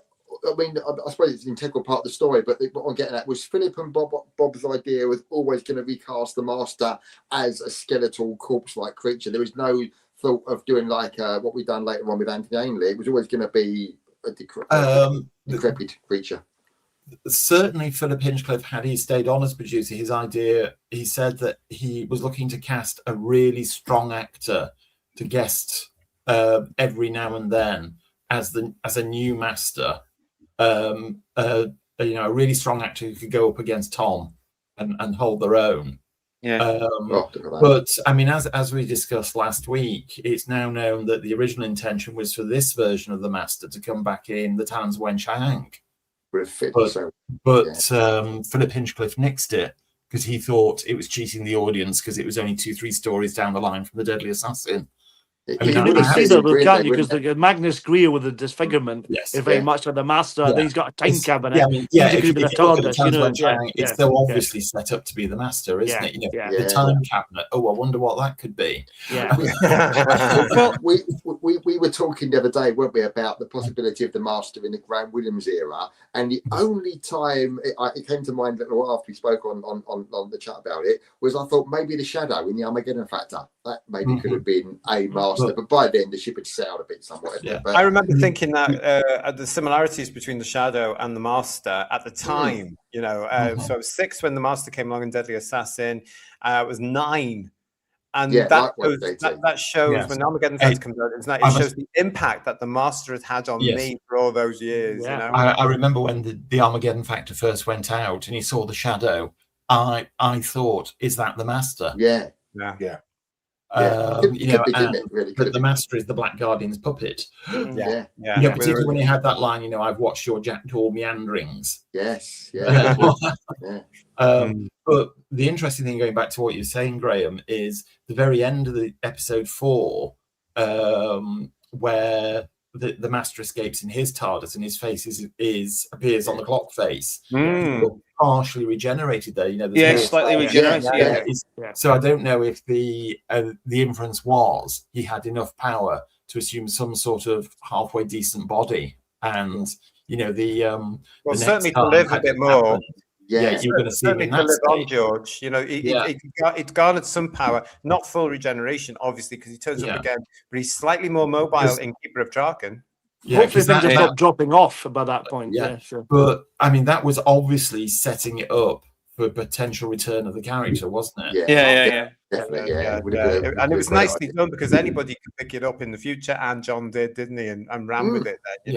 I can't help thinking, that was supposed to foreshadow what was going to be Talon's Wen Chiang originally. So that's what we were going to see originally 3-4 stories down the line. I think George is right there. If Philip had the Philip and Bob had the 4th year, we may have had 1 or 2 stories popping up with him in that maybe. Never to know, were we really? But it would have been a really clever I have to say, Michael Spice would have made a good Master, to be honest. Yes, he would. There's lots of great things about this, isn't there? But Robert Holmes, as ever, as the brilliant writer he was, his characters sparkle. So we have to talk about some of his. We have to talk about a bit more about the double act of Mandrel. I mean, this is a. I love this performance. I've always liked this guy. Even as a kid, I liked this guy. I knew he was supposed to be the big policeman. But I actually took to him because he took to the Doctor and he believed the Doctor quite quickly, didn't he? And he was just so lovely. And together, of course, oh, bless him, with Eric Chitty's Hardy, where they were. They were really good, weren't they? It's typical Holmes. Holmes is known for his double acts in Doctor Who. And these two don't disappoint. Watching them today in those scenes together is a joy 50 years on, isn't it, guys? And you can see Tom's enjoying playing with them as well. Apparently Tom and Eric Chitty got on like a house on fire. Can imagine, But they're beautiful. I mean, every story that Robert Holmes gives us there's a beautiful double act in it. Let's face it. And these two are up there with among my favorites actually, because they don't really. When you look at the whole thing about Time Lords, they don't really cross. But here they are thrown together, just like some of the other characters Bob came up with. Here they are thrown together, and they actually realize that they get on and they're quite good. They're from different casts at the time of Gallifrey, but they get on and they've got. I just think it's gorgeous. I can't express myself properly. The performance is watchable. It's beautiful. The dialogue is fantastic, isn't it? It's so. I'd forgotten how good it was actually, because when you think of Bob's double act, I always think of obviously Jago Lightfoot, even Vaughan Scherner from Carnival Monsters, but these two are just as good. They really are. They're such clever little. And Spandrel's quite sarcastic, isn't he? He's quite droll as well, which makes it quite funny all around, really. And in a story that's quite gruesome and serious and surreal, a little bit of comedy, only a little bit, not enough to go over the top. It just brings it all to life. Yeah, you're right there. There's another really nice little continuity touch from Spandrel, and obviously he was directed to do this. The scenes where the Doctor's in the Matrix and he's stretched out on the couch thing, and Elgin says, "Is he dead?" And Spandrel leans forward and he actually checks both his hearts. Yeah. Yes, Yeah, just a really nice touch, which you would expect on Gallifrey. Let's face it. You would, yeah. Yeah, I love that line as well when the Doctor comes back in and the equipment's on fire. He says, "Excuse me, there's a no smoking compartment." Pound to a penny. Pound to a penny. That was a Tom amendment. I bet it was. Yeah. And Paul mentioned him earlier. Another character that doesn't last the whole story, but is well worth talking about. Is Runcible, isn't he? He's a great character, isn't he? Walter's fantastic actor. Runcible the factuous. Yeah, and the camp. He's a bit camp. Yeah, he is. Yeah. I like Barusa's put down when he said, "You didn't avail yourself of the possibility of asking questions back then, and the time has passed now," and walks past him, doesn't he? Yeah. I like that bit. He says 9 out of 10 as well. Yes, at the end, yeah. A really nice character touch for Runcible, where he says to the Doctor in the Panopticon, "Oh, I'm doing the public record broadcast." And Tom turns around and says, "And you do it so beautifully." And he screams himself and goes, "Oh, do you really think so?" It's a good part. Yeah, it is. Yeah, and Hugh Walters makes a meal of it as well. He's just so good. He does, I mean, he's got another good line as well. He said, "Well, if you lead such a rackety life and all that." Yeah. It's the horror at first. I say, when you expelled or something. It shows you that they recognise each other, doesn't it? Even though they've had generations who recognised him, and he would have looked like Hartnell at the time. Let's face it, he wouldn't have looked like Joe Martin or some Asian female child. He would have looked like William Hartnell, but they recognised each other. But you did say, George, about Spandrel and his. I think it was you, George, said about Spandrel and his witty put downs. But a favourite of mine is what I mentioned about going to shoot the master when he's dead to disfigure him. If he's dead, he can't miss. But he does that one in I think towards the end of episode 1, possibly episode 2, where he says, "So you've got a fugitive of whose arrival you had ample warning. You allowed him to escape, and now you've trapped him in a tower a mere 53 stories tall. I presume you're trying to confuse him." It's a clever stratagem. My God, honestly, that's Robert Holmes' perfection. I love him as well when he does that thing about, I was just saying about he believes the Doctor quite early on, and he's speaking to Engen about the he's framed as an Earth expression, and he explains it. That's lovely. He's already taken that on board, which is really nice. Yeah. It's good. It's brilliant, that scene where the Time Lord soldier goes in. He was hypnotized by the Master, and he's trying to turn off the dial. And he says, "Don't touch that." And then he goes back, and then the guy gets the gun and goes, "Don't touch it!" Bang. Do you know what, Lex? It wasn't until I watched this very recently for tonight's show. Every time I watch The Deadly Assassin, that character, the Chancery Guard, who's under the Master's influence, I kept looking and going, "Who are you? Where do I recognise you from? Who are you?" Hermes of Mars. Yes. Yes, and then when I watched it the other night, I thought, Ibrahim Naim from the Pyramids of Mars. That's who you are. That's right. How did he make it to Gallifrey, everybody? He's had a shave as well, obviously. Literally for decades, it bugged me going, "Who are you? I know you from somewhere. Who are you?" Yeah. I love when that happens, when you spot someone from a different story. It's great fun. I like that. Yeah. Perhaps Sutek gave him a lift on top of the TARDIS. Oh, don't go there. Don't go there. How do you remember that, for goodness sake? I remember that because the guys in the chat tell me about it, don't they?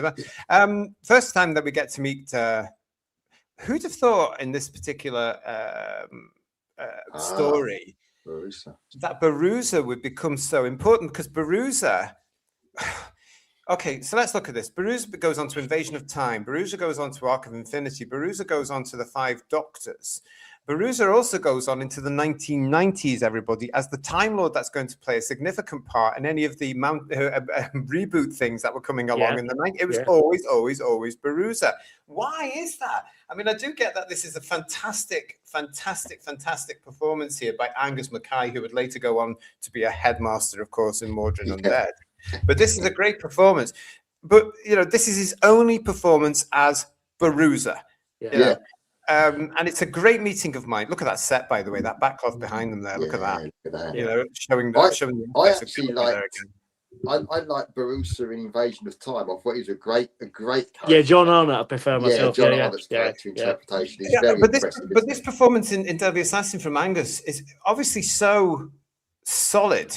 Because Barusa haunts Doctor Who right up until the end of the 90s. He's there all the time. What is it about Barusa? I don't get it. It makes you wonder, doesn't it? You wouldn't have thought back looking at that one story in 76 it had become such a, but like we were saying, this story's got it's such a pivotal story. So much happens in it, so much iconography, so much terminology. It's a very iconic story, lots of ways. It's also because we now can look at the whole of the 26 years of original proper telly Doctor Who.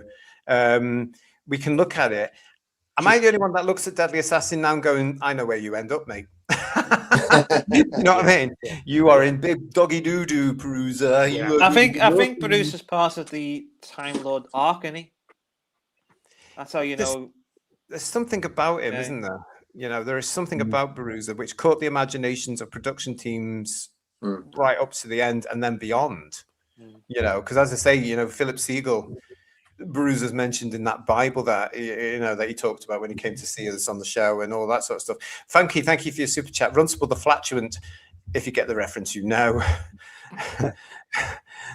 have to think about that one myself, actually. Hello, Rocking Terry Lee. How are you doing? It's lovely to see you. We're talking The Deadly Assassin. We're celebrating 50 years of The Deadly Assassin here on Who's Views this evening as part of our Master of the Universe season.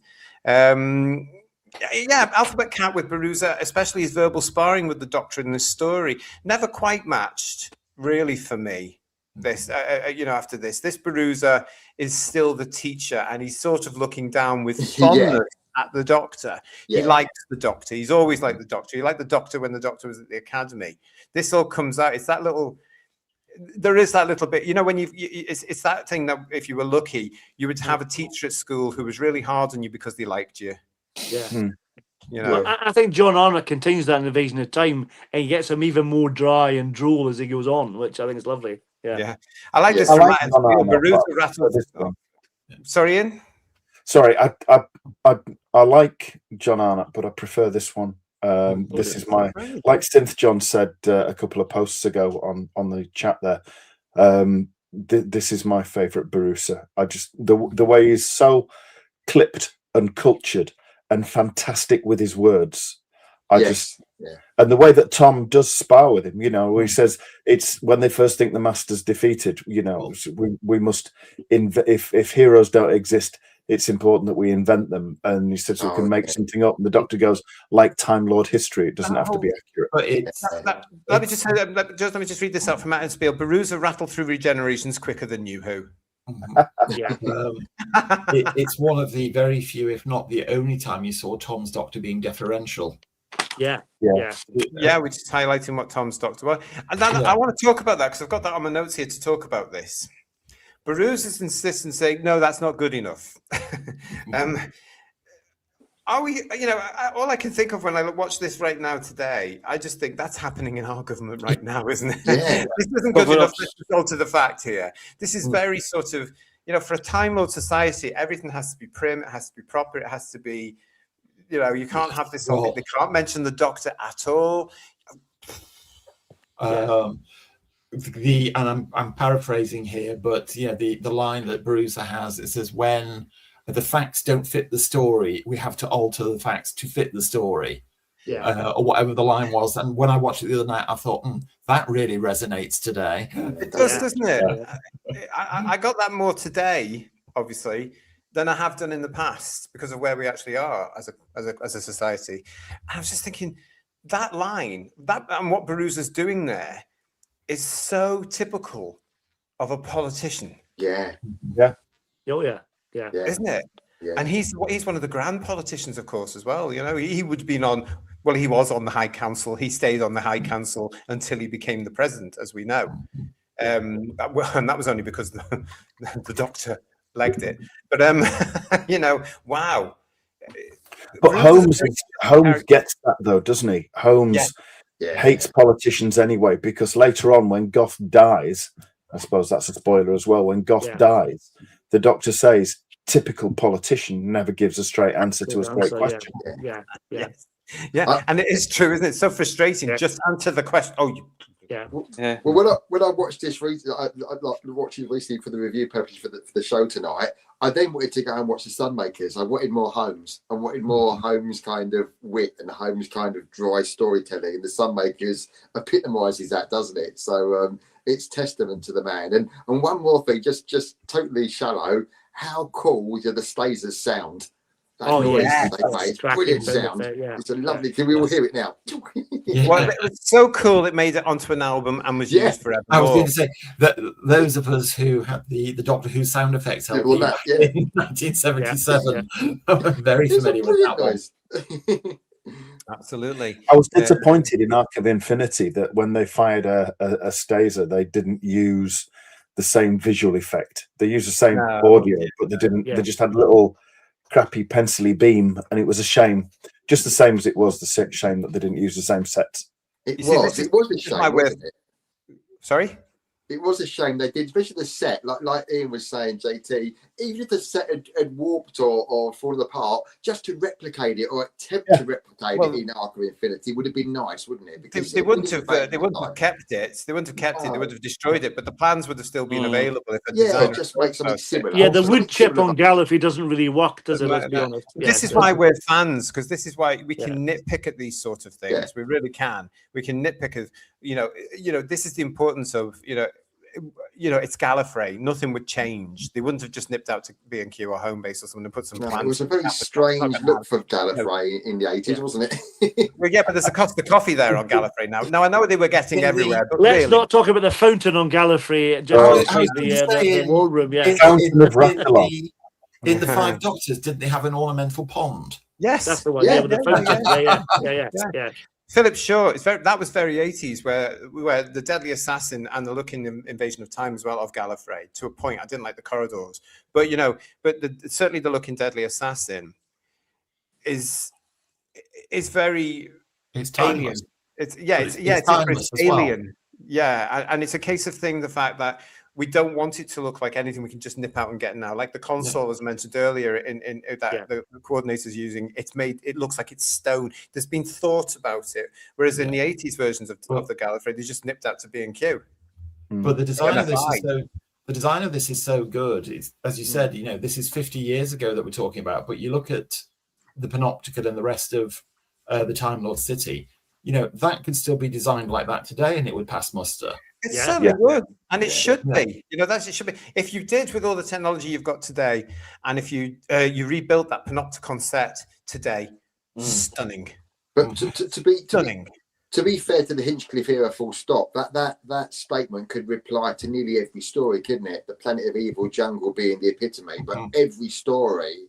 I remember Philip says, didn't he? He wants the atmosphere and the sets to look the part and the music, and it all creates a general feel, which he was great at, wasn't he? All of his era has a real strong feel to it. Definitely, it's of its own era, isn't it? It's why we call the Hinchcliffe era is the Hinchcliffe era, because it's all there. It's just a shame, as we said, he didn't get that last series. Philip Shaw, thank you for your chat here. When you watch all of the Bruiser stories in order, the pain the Doctor feels when it's revealed as corrupt in the Five Doctors is so sad. Yeah, I suppose so. Yeah, because the other nice Bruiser reference to me is in the Rebos operation, where Tom says to Romana, I should have thrown him to the Sontarans when I had the chance. This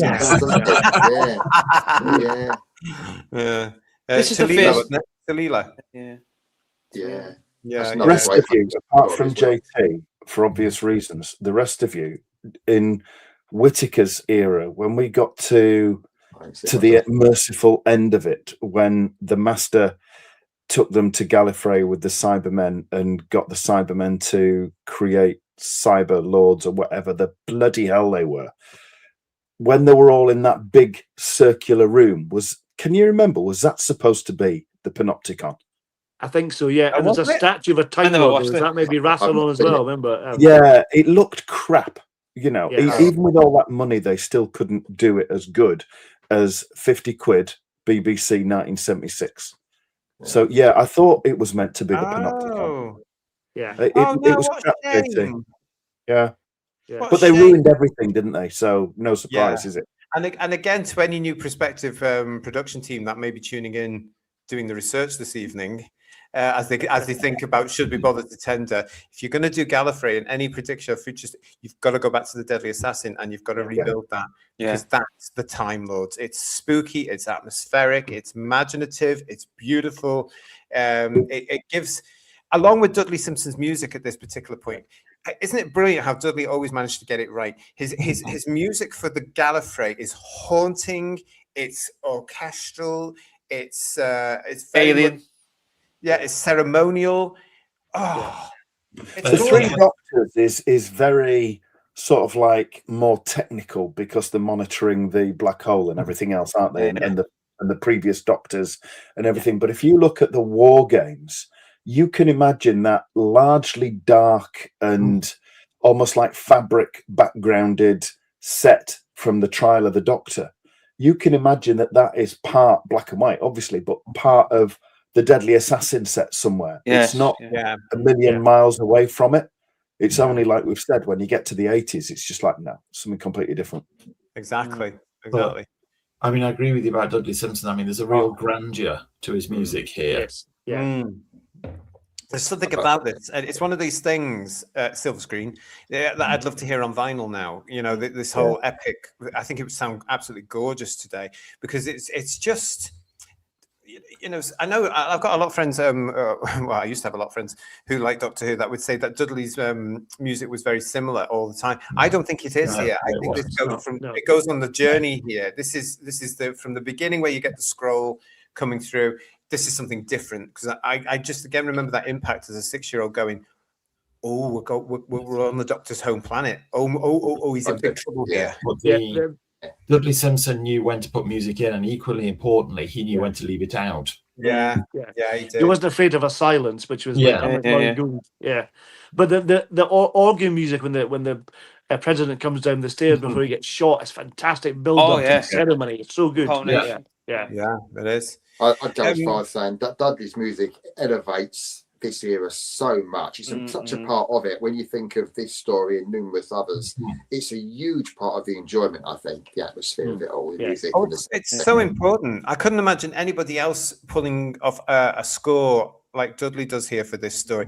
It's absolute, everything comes together. The sets, the costumes, the acting, the direction, the music, the camera sequence, everything is just spot on, perfect for this. And Stephen O'Neill is saying to us that part of the disturbing nature of the drowning scene at the end of part 3 came from the fact that Tom Baker suffers from hydrophobia and therefore was experiencing a real fear of drowning. We did mention it briefly before, but we have to mention it again because this was one of the most famous cliffhangers in Doctor Who history.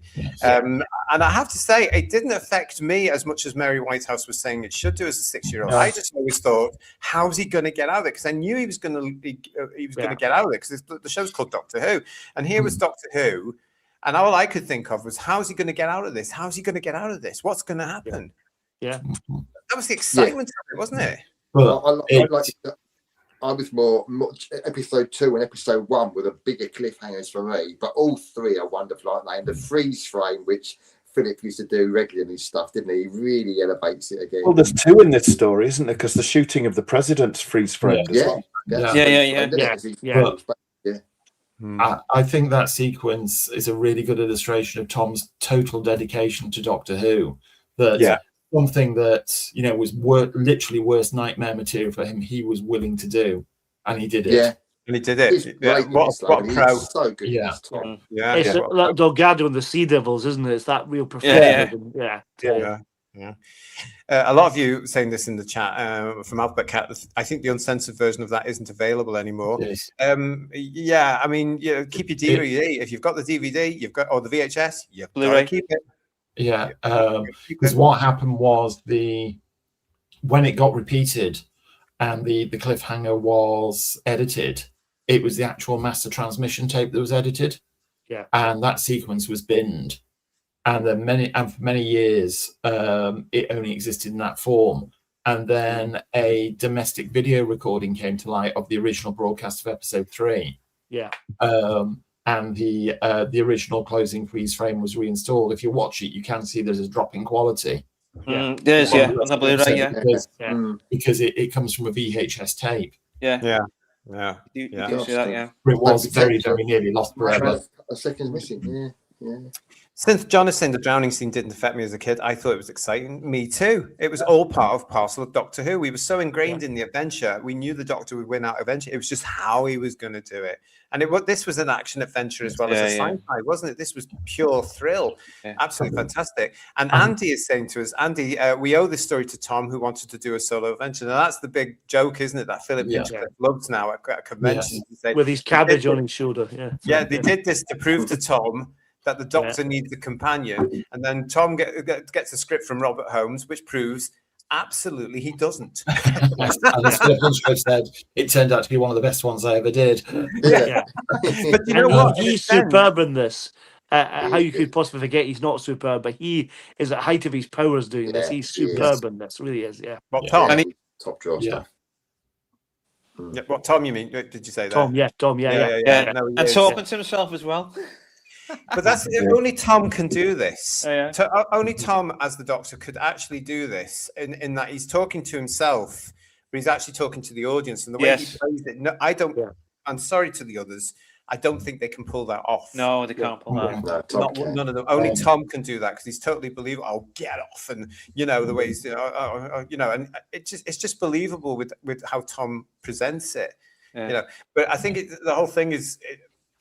It's really funny because in this episode, actually, the Castellan and the Coordinator act as the Doctor's companions. Now, this actually, when I'm watching this back, gentlemen, today, reminded me of when he came on the show, Philip Siegel said about the Doctor would travel alone in his... if he'd gone to 97 and Beyond series, the Doctor would travel alone with the companion coming in for every story. And then the Doctor going off again. And this is a great example of that template. And I just suddenly thought, Phil's seen this show. He knows the Deadly Assassin. Do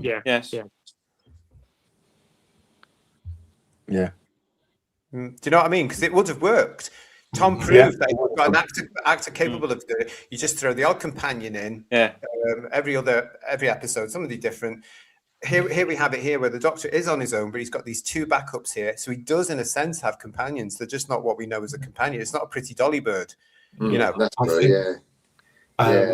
I think what really underlines, how good Tom was in the role and how popular he was at this time was on the Blu-ray collection, the Behind the Sofa.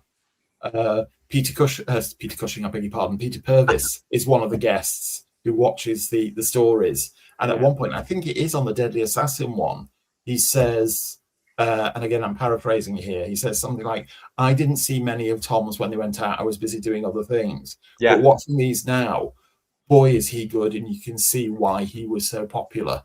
Yeah. And isn't that nice when you get somebody like Peter Purvis saying that? And, and also on his Behind the Sofa, Peter's really into this, isn't he? So, wow, this is a great series. I love his enthusiasm. Oh, I'm really... You can actually he's gone into it. I'm really enjoying this. I love it. What a lovely man Mr. Purvis is. Thanks, St. John. Steve Andrews has just joined us, guys, saying that I've just got back from watching Disclosure Day. It's really good, and I'm giving it a 10 out of 10. Steve, thank you for that, because I was playing with the idea of going to see this new Steven Spielberg film. I wasn't too sure, but thank you for that. I will now consider it even more carefully for that. I'm glad you enjoyed it. Thank you, mate, and it's good to see you. Thanks for joining us this evening. There's so many wonderful elements to this show, though, isn't there? Steve Andrews again saying to us that The Deadly Assassin is one of my favorite serials. I think it has to be up there in my top 10, guys, this particular one. Another element which I think is very worthy of a shout out is all the stunt work I mean, this is one of the occasions where you really can't see the join. And when Stuart fell and whoever doubles for Tom and Bernard Horsfall, particularly when they're fighting it out in the swamp, you really can't see the join. It is absolutely flawless. Yeah, there is one moment though I'd spotted it. That's a wig, definitely. On the Blu-ray, Yes. on the Blu-ray, yeah. Can't see it. Yeah. Can I draw my learned friend to the Monster of Peladon, where Stuart Fell's face is in full shot? Yeah. Well, that actual sequence remind me of that a little bit, and with the music as well. But it's not as bad as Monster of Peladon. I agree completely. Yeah. We need to actually just also give a shout out. We mentioned them very briefly early on, but we do have to give a mention to James Atchison and Joan Ellicott for the costumes, which have now become, of course, iconic. Still used today. And this was Jim Atchison's final Doctor Who story. He said he was just completely burnt out. He had no more ideas in him. Yeah, well, I'm not surprised. Yeah, he worked so hard. Yeah. But this is what you associate, isn't it, with the Time Lords now? This is how they look. And as I say, that look that James came up with was still used in the version of Doctor Who that was just finished. Amazing. Have you ever worn one of those collars? Yes, and they're bloody heavy. You've taken the words right out of my mouth. God, they are heavy. I felt myself sinking into the earth. I think, what the? And those actors are right. They're very restrictive as well, aren't they? Yeah. Yes. So, but they're like this. They're carrying it. They're poised. Their posture. Yeah. It shows the old training pool that they used to get. And well, you can't slouch in it either. That's probably the problem because it's so rigid. You know. And bear in mind they're in the hot studio lights for 6 hours wearing them.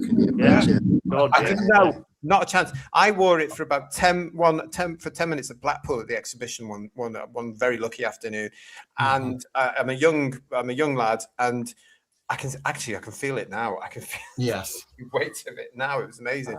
Yes, because again, we're probably there the same year because there was 1 year they actually had one of the Time Lord costumes that they would plonk it on somebody and outside. Do you want to wear this for a photo? Yeah. Yeah, and that's where I wore one as well. That's probably what happened as well. But I felt sorry for those fellas because the summers were quite warm, and they were in the robe, which was actually quite a thick, like a wool type material. Yes, woolly with the smell of the greasy spoon wafting across as well. And then the collar. At this point, I want to say to everybody as well, I don't know if you've noticed, but let's do a close-up actually, because Third Doctor Ian actually has a visitor with him there. I can feel his eyes boring into my back. The glow in the dark version. It's like he is saying, Ian, you will obey me. that would have scared the hell out of me had that version been in Blackpool, even more than the actual TV version. If his face had lit up, I would have been out. I mean, sorry.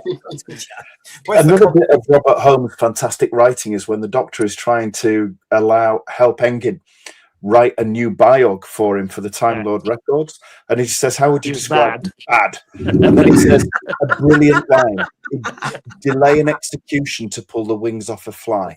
Yeah. Oh yeah. That's perfect, isn't it? Yeah. But with the Time Lord costumes as well, it's one of the costumes I'd love to try on one of those collars. So if there's ever a chance, I'd jump at it. But if you think about it, is it really the first time we saw one of those collars? Because they're very, very similar to the high arced collar that the Time Lord in Genesis of the Daleks wears. Very similar, very similar, yeah. Similar, yeah. I don't know if they've just taken that and run with it. Yeah. Good point, that. I didn't think of that. Yeah, they are. Yeah, they are. Right. The Genesis one could have just been a bit slow because of the damp. Yeah, and also in Colony in Space, they had the very high neck collar. Yeah. It wasn't a million miles away from it either. There's definitely a neck thing going on there, isn't there? Yeah. Stephen O'Neill saying to us, artistic elements that were introduced in the story, particularly the Time Lord collars, the Seal of Rasdon, appear on multiple later occasions in stories featuring Time Lords. Yeah, it's a Seal of Vulgar, just to mention. Also, the Gallifrey writing that Tom does. Yes. The first time I see that in it. Yeah. Which of course also makes it into the Leakley Bible in 1994 or 5. that writing is taken on further. It was changed, of course, for the version that's just ended. I am never going to get fed up with saying that. It was changed, of course, for round things and all that sort of stuff. Yeah. But who knew the I Doctor prefer this. I prefer this. yeah, it looks much nicer, and I like the little mouse, of course, that James wrote into the script. If you've not seen it, go back to look at the note that the Doctor leaves for the Castellan. There's a little mouse in there. It's famous in Doctor Who circles. They gave it to him, didn't they, to read, and he thought it was going to be a piece with his words on. Yeah, and he read it, and it was a symbol. Yeah. It absolutely threw him. Fantastic little story. Wonderful here. Thanks for that, Darren79 and Gray. Nice to see you, mate. Has a question for us. What do we think of the controversial introduction of the 12 regeneration limit? 12 regeneration, 13 bodies. Yeah, it wasn't a controversial for me at the time. I mean, Doctor Who was season 14 on Doctor 4. It's not with a reasonable doubt to have another 8 or 9 versions. That's fine, but now we've got 400 of them. You know, but. I thought I've never thought about it either, because at that point, of course, I never even thought that Doctor Who would get to number 5. Yeah, exactly. Yeah. You know, it was only when it got to the reboot when I realized we were on 9, I thought, oh, this is very dangerously close. Yeah. What's going on here? And then they went through it like that. Yeah. You know, and then we had extras thrown in just for good measure, of course. Don't get me started. But there we go. Yeah, I mean, it's so much going on in this particular episode of this story of Doctor Who. Today, I think we can say, I understand why the fans at the time, I mean, this is the other thing about the Deadly Assassin. Because the fans at the time were in an uproar, I often see this put back now from people that weren't even there in the 70s were saying, well, the fans in 1976 didn't like Deadly Assassin, so the fans now that don't like Jodie Whittaker or Ncuti Gatwa will come round. You want to bet? Oh, no, they won't. Do you not see that online, though, guys? Do you not see that?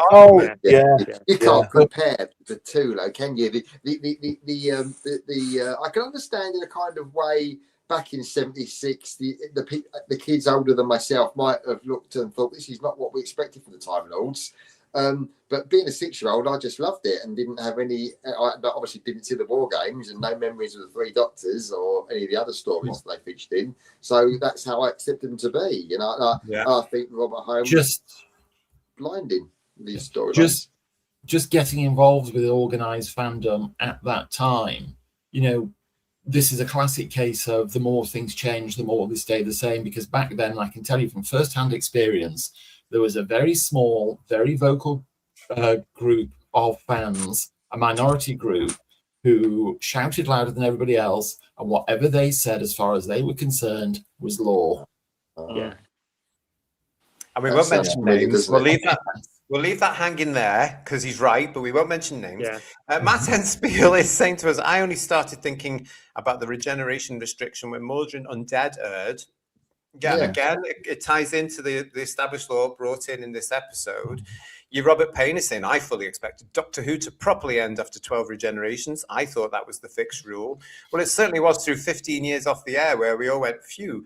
And Curious Case is saying to us, can we please just take a minute to appreciate Tom's boots in the serial? We did mention them before, but just for you, Curious Case, we will just take that minute now. I'm bored already. So let's get on with that. But they were very nice, weren't they? And it was that episode, Curious Case. It was that made me want boots. And my mum always saying, you can't have boots. You're not allowed to have boots. I want boots. No, you're not having boots. I want boots. I did get a multicolored scarf from my auntie instead. So that was that's a good compromise. I thought it was. An open collared white shirt. Didn't they come back in the 80s because he didn't like the shoes he got? The boots. I didn't hear that. After Ledger Hive, he didn't like those shoes, So yeah. He loved his boots, did Tom, didn't he? I watched it in 1976 and I loved it, says Mark Walker. And Steve Braddock saying to us, this was an instant classic of time on broadcast, but I remember the older fans were up in arms. Not me. I loved it and I still do. There is a lot of love for the Deadly Assassin to this day. A lot of us doing that. Legion of James, I know you like this show. He's giving claps for the boots there. Look, a round of applause for the boots. Well done, Legion of James. Philip Shaw, the OCD in me was worried that Tom left his costume behind, but he was probably like Einstein with multiple copies of the same clothes. Yes, absolutely. Do you know, Sorry, JT. What I found interesting as well was having watched The Mind of Evil last week, which was wonderful. We all really enjoyed, and then coming to this, a completely different type of show, and it's equally as good. It's just, it goes to show this program we all love so much can do so many wonderful different sorts of storylines, and if they're done properly, they last the test of time, and it's just a rare talent, isn't it? And it's so nice when you go back to these shows, especially this one, in Mind of Evil, top draw. Oh, we're doing Time Flight next. You know it's the same character, don't you? The writing and the acting, you know it's the same character because they have nailed the actor. They've got it absolutely right, which, you know, believe a lot of you believe in it. Yeah.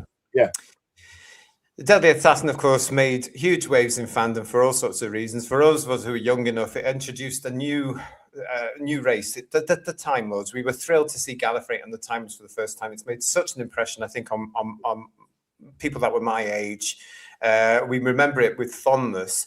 As we mentioned earlier, the Target book range did very quickly fairly quickly bring out the Doctor Who and the Deadly Assassin, written by Uncle Terence Dicks there with that incredible cover, which, as I mentioned earlier, translated to the audio CD version absolutely perfectly. And doesn't that logo look gorgeous on there? So suddenly Tom has brown eyes. He has brown eyes. It doesn't in real life, everybody. Of course, it was also released on VHS many years later with a nice cover here from Andrew Skilleter. Again, I like the bottom one. Yeah, I remember this standing out on those #1 shelves on that Monday, just thinking, oh, okay, because I hadn't seen, in those days we didn't really get the cover releases, did we, in time? No. So you would go in and you would get, wow, and I'm thinking, oh, it's green. Why was I surprised when the whole of the panopticon was green? I don't know, but they were all released there, and of course we got the DVD, but the cover was rubbish, so I wasn't going to tell you that. But it all came out, and now it is, of course, on the Blu-ray. But happy days for the book and the. I remember just being thrilled when it was announced it was coming out on the VHS, just thinking, oh, I'm going to have the Deadly Assassin. You know, great stuff there. Okay. Pete Harrington, you're right, saying yes, wonderful cover. Funky saying R.I.P. Uncle Terry, absolutely. And he loved the Deadly Assassin as well because it was written by his mate. Yeah. You know. Funky also saying to us, I mostly remember the cover of the Target. Yeah, that was thrilling. Could you imagine? You know, that would have been a great poster back in the day. Oh, yeah. You know. Although I wouldn't have got anywhere near the shop, I have to admit. Right, it's that time now, everybody, in the chat where I'm going to ask you for your scores on the TARDIS doors. If you're new to us, this is where I ask you to mark this story out of 10.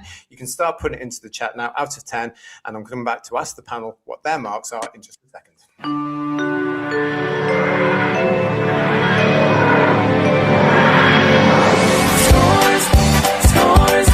Scores on the TARDIS doors. If you like this story, did you think it bores? Give your scores on the TARDIS doors.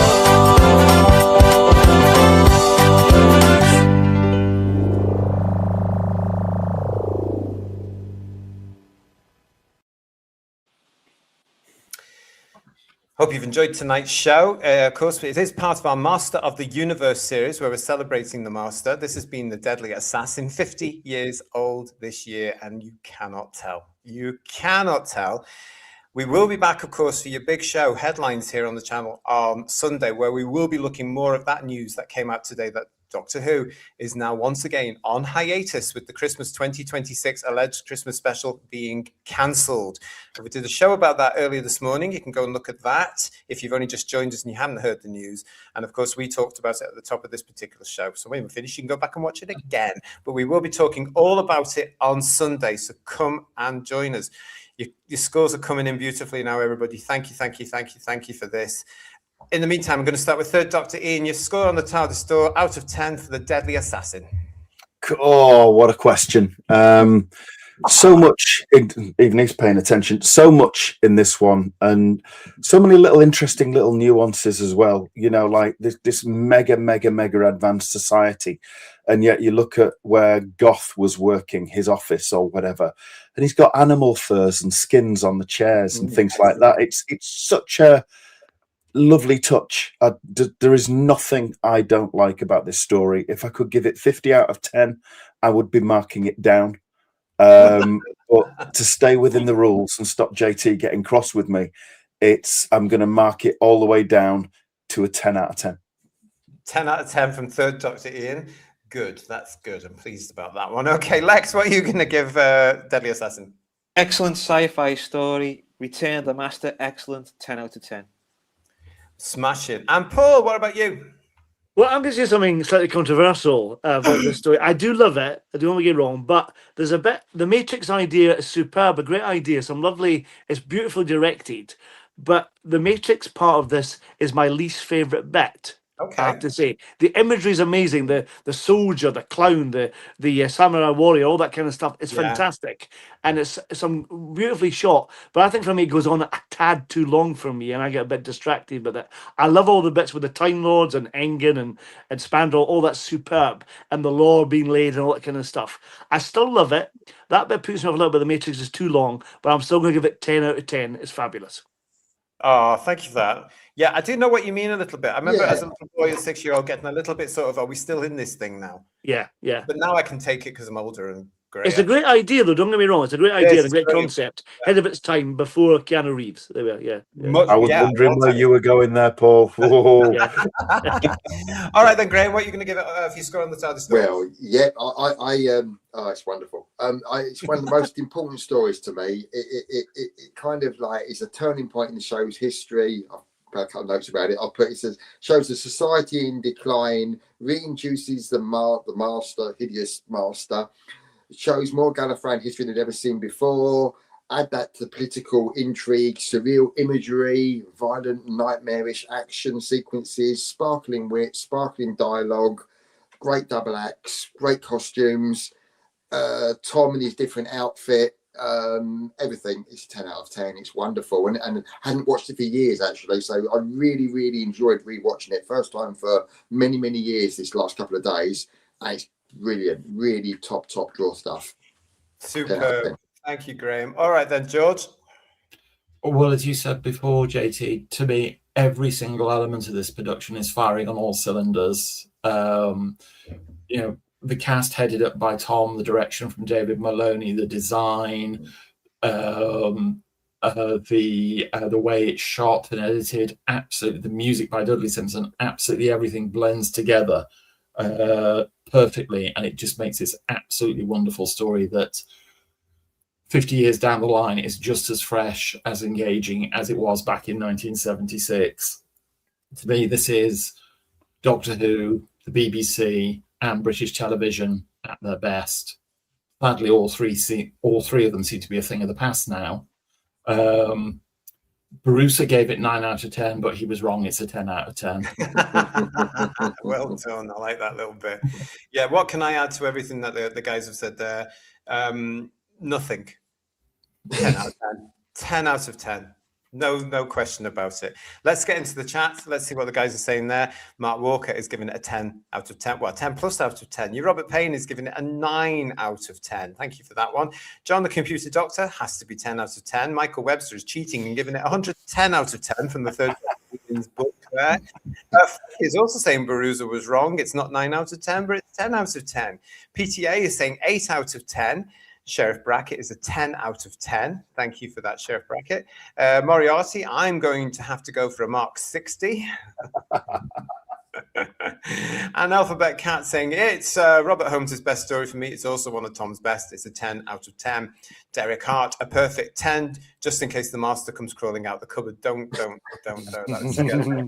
9.99 recurring, says Bill Lowry. The Poor Mask losing the story for the full 10. Richard Brooks, 10 out of 10. It's perfection. Rick Storm, I love this story. It's a 10 out of 10. Curious Case is giving it 100 with the master's eyes there. Still, no. The Forbidden Man, it's a good solid 9 from me. Thank you, Forbidden Man. Oh no, that line, predictable as ever, says Radium. It's a 10 out of 10, a legend in its own broadcast time. Yeah. Philip will love this. Synth John is saying, I would do a Barusa and say 9 out of 10, but it is a 10 out of 10. Andy, 9. Julian Raxel, 10 out of 10. Legion of James. The score for this unique gem of a story is an indisputable 10 out of 10. 50 years old. I'm going to say it again. It's 50 years old, and look at these scores.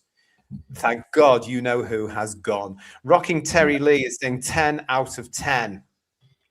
What's this from Steve Andrews? Who's saying to us, the other week I came upon some Doctor Who VHS in a charity shop. Oh, when I got it home, only to discover it was my own previously owned copy that I sold. Things find their way home. Isn't that fantastic? I love that. He brought his own VHS back. Do we call that serendipity? Or absent-mindedness, certainly, yes. That is a beautiful story, Steve. Thank you for that. I He loved it so much he bought it twice. Yeah, haven't we all? It's like a prototype bedwear, really, isn't it? Only it's the same copy. That is a magic story, isn't it? Absolutely gorgeous. Matt Henspiel, Deadly Assassin, gets a smooth 10 from me. It's still effectively terrifying. It's Doctor Who at its peak. Steve Andrews is coming in with a 10 out of 10. And our Pete Harrington, is saying it's a defo 10. And that picture that Pete's got there as his avatar is scaring the hell out of me. So we'll move on to Chris Kaz, who's giving it a 10 out of 10. It's a regular rewatch for me, despite all the childhood scares. It's amazing how it stays with you, this particular version of the Master, isn't it? From our age group, it's still there somewhere. He's in there. 8 out of 10 from Darren79. The individual episodes are great, but they don't flow as a whole for me. Episode 3 does drag a bit, but it's still all very watchable, and it's expertly produced and directed. Absolutely. Avon01 saying 7 out of 10. Rocky Terry Lee, by the way, I've sent you an email, JT. Oh, I do love an email. Thank you so much. whosviews1@gmail.com. If any of you want to get in touch with me, please do. Make me feel I'm not alone in the world. Thank you very much. Stephen Braddock is saying it's a 10 plus, faultless total stone cold classic, great gothic sci-fi story featuring the Master, the Doctor, and Gallifrey. It's a timeless classic. Ooh, I love it. Oh, Philip Shaw. 10 out of 10. And unadulterated classic homes. Tom and the cast are excellent. And we'll even forgive the rubber crocodile and spider. There you go, Paul. Gray is saying it's a 9 from me. Great story, dripping with atmosphere, fantastic world building, and great characters. It's a top tier Hinchcliffe and Holmes, and I agree with Paul's summary. Did Goth steal a furry coat from an invisible Spiridon? Well, Bernard Horsfall was there. He was in both, wasn't he? Yeah. Dalek Shalom has given it a 9 out of 10. It's peak Who, but Mind of Evil was better in my opinion. Very good. Pete Harrington then said to us, it brings the teenager back in me. I'll say that differently. My teenager years are relived. Stephen O'Neill, 10. It's a landmark, highly influential serial. It uniquely strips the Doctor of his companion entirely and introduces viewers to the Matrix. As good today as it was when I first saw it in November 1976. Yes, I agree, Stephen. Thank you. Thank you for your super chat, Funky. The Mercurian candidate is more Invasion of Time. The Mercurian candidate. We didn't really go down that route because not many people have seen it, but I always struggle to see why people were saying the same thing, but that's just me. PVFS, suspenseful story, great characterization, chemistry, costumes, music, backgrounds, and a deeper look at the Doctor. It's 10 jelly babies. What else? Any more for any more? Let me just scroll down, guys, to see if there are any more scores there. Oh, yes, here's the Jason Parker. Well, mate, how are you? We've got here Peter Pratt is inspired casting as the Master, a difficult decision considering the loss of Roger Delgado. What a brilliant, fun story. Everything is deservedly 10 out of 10.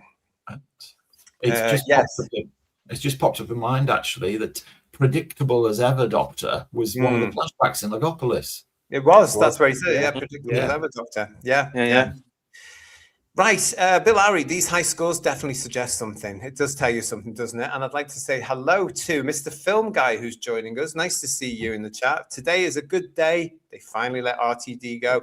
They did. We talked about it very briefly at the top of this show. I did a show at 11:20 UK time this morning with it.